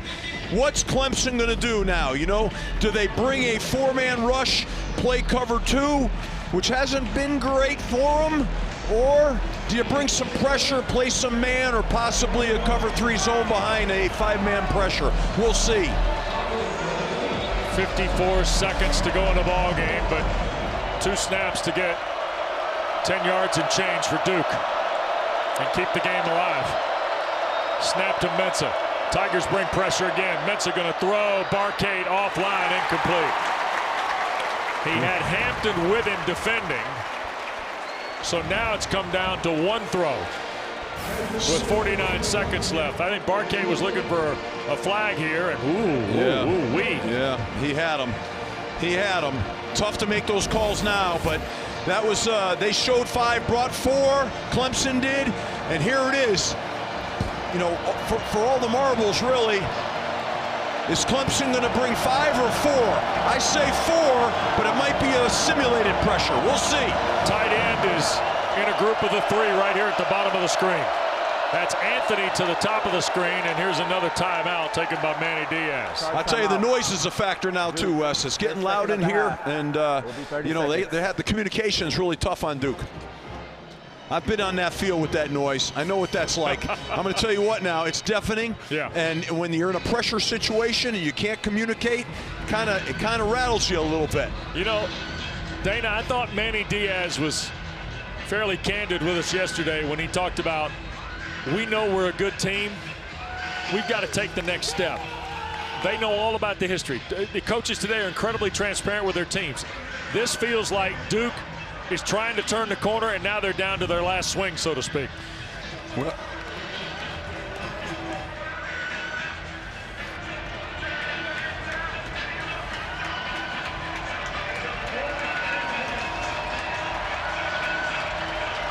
Well, and Clemson after trailing 21-7, is trying to post a big win.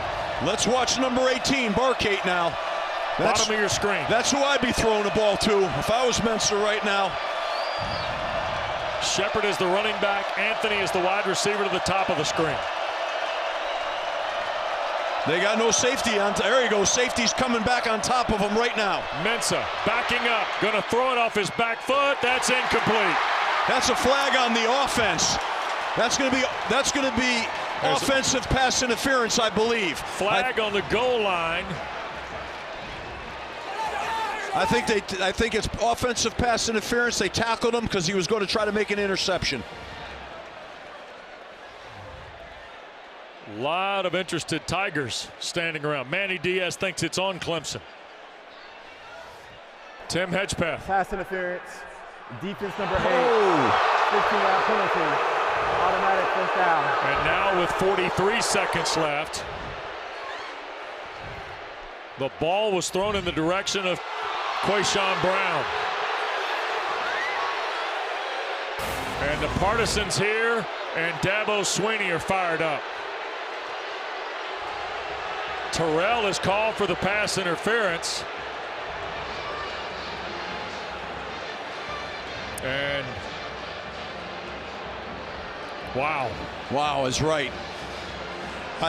Now watch Mensa throw it off his back foot. Just throws it up there, and he's tackling him. Dabo Swinney. Wow, holy cow. Full tilt here. Wow.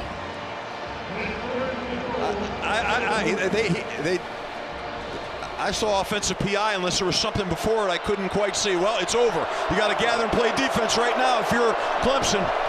Timeout taken by the Clemson bench with 43 seconds left to go. Timeout. And the flag against the Tigers has this crowd at Frank Howard Field completely incensed. Yeah, Dabo's getting after him, and I understand totally, but you got to get off of that now, which is really hard to do. Got another shot here to take a look at this here and see what we're calling here. Okay. You see Terrell and Brown. Oh no, that looks like offensive PI to me.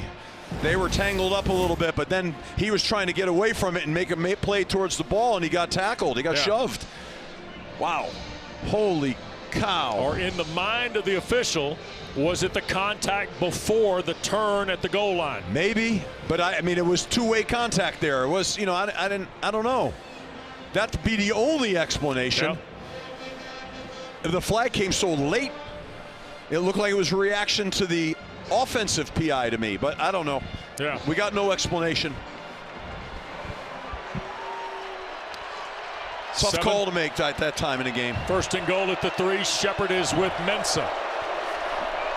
Duke trying to convert their longest scoring drive of the year. And tie the game, or do they go for 2? I think they tie it if they can score. Mensa, Shepard, touchdown Duke. With 40 seconds left, Duke's going for 2. Shepard scores from 2 yards out.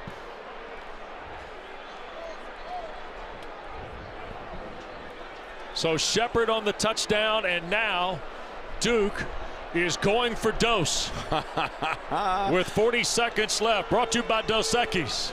On the road, going for 2 on the road, saying, hey, we're taking our best shot right now, putting the game in our hands. Trying to win here for the first time in 45 years.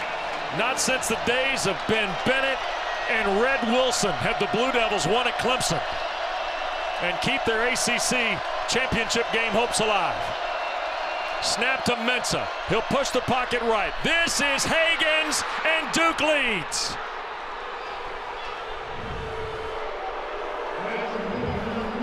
And with 40 seconds to go, it's 46-45. Wow, back to the same kind of concept, a naked. They ran another naked, and they slipped him out into the flat and went for 2. I mean, got the 2 points. Wow. Yeah, right off the jet sweep. He runs the naked, and he hits him right into the flat here. Longest scoring drive of the year for the Blue Devils. 11 plays, 94 yards, 4.5 minutes. And with 40 seconds to play, it is 46-45. Clemson is out of timeouts. How about the call by Manny Diaz? On the road, I'm going for 2, and we're going to go win the game right here. That's a gutsy call, man. And Darian Mensah has thrown for 361 yards today on 27 of 41.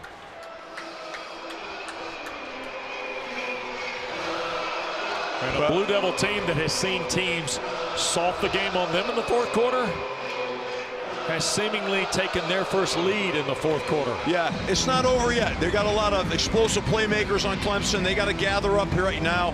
They've got 40 seconds. They can push this thing down the field. All they need to do is get a field goal. Salas will kick it away. Gonna hang it high. And Randall will signal for the fair catch, and Clemson's going to scrimmage from its 25. With 40 seconds left, Nolan Hoozer's longest is 50 against Boston College this year.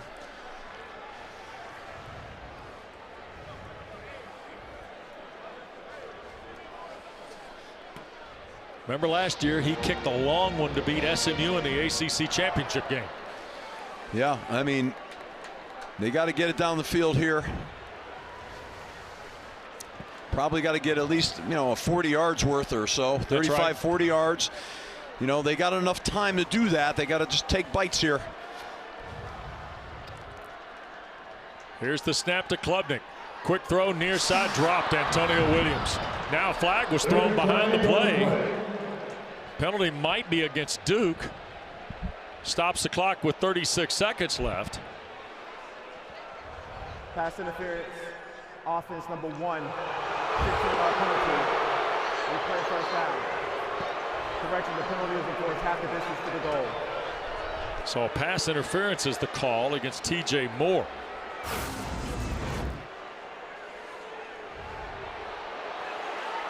Oh boy. Wow. It's a pick play, but I mean, he was trying to run a route like you're supposed to do on a pick play. That was kind of incidental-ish. It's another tough call right there, I think. Wow. First down, they measure it out at 32 yards now. Clemson out of timeouts, trailing a point. Klubnik, long throw, Williams there, broken up by Rivers as it arrived. No flag on the play. Second down will be next. Still 31 seconds left. Tigers have tried 2 perimeter throws, Steve. Nothing in the middle of the field. Yeah, I'm with you. You'd like to see some sort of in-breaking route be inside that 2-deep coverage right now. You know. Yep. That's where I think you need to strike here. Duke has got 2 high safeties. They're going to play hard. They're going to play cover 2 and funnel with the corners. They're rushing 3, dropping 8. Here's a throw, Moore the catch. And did he get it in bounds? No is the call. Landon Callahan in coverage with TJ Moore. Ruling on the field as he was out of bounds. So now 3rd and 22. Spectacular catch. Yep, he was in the white. He's out of bounds.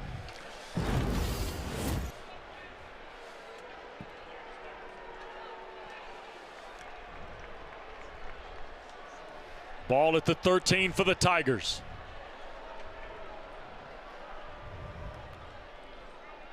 Klubnik again, looking down the far side. Tristan Smith, the catch, out at the 30-yard line. 19 seconds left. Clemson out of timeouts. So the Tigers have to go for this. 4th down, 12 seconds for Klubnik. Duke's offside. It's a free play. Klubnik to his left. Cade going to run for it. He'll get the first down. 2 seconds left. You're caught in the time and space of the game here. Klubnik ran off a lot of ticks. Yeah, that's the problem. On a free play. Yeah, you can't do that, you know. And it's a free play, and you're taking time running to the sideline. Offside, defense, the penalty is declined. It's first down. So, but the clock, they lost roughly 8 seconds on the play, Steve. Yeah. Yep.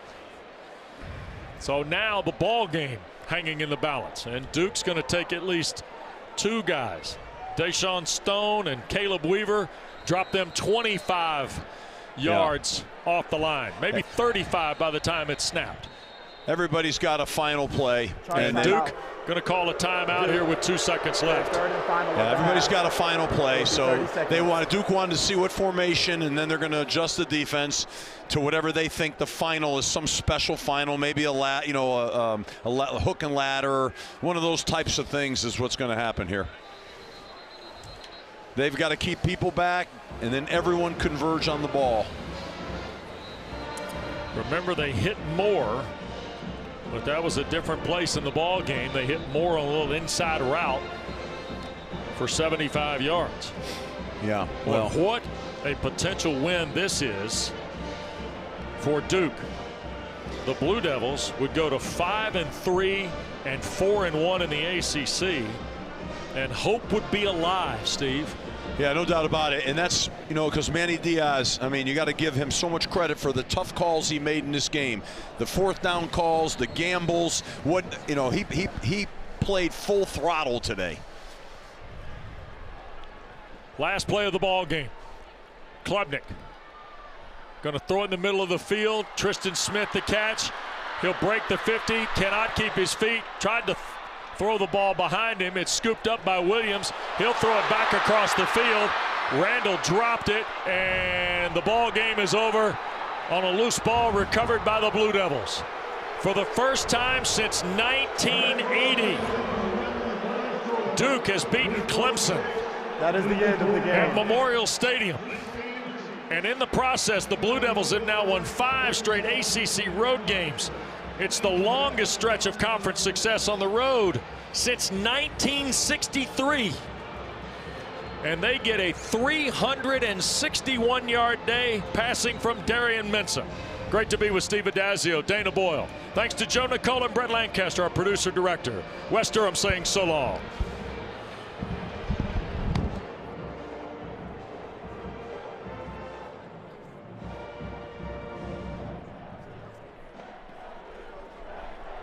The Tigers will be back at Clemson next Saturday as we take on the Florida State Seminoles.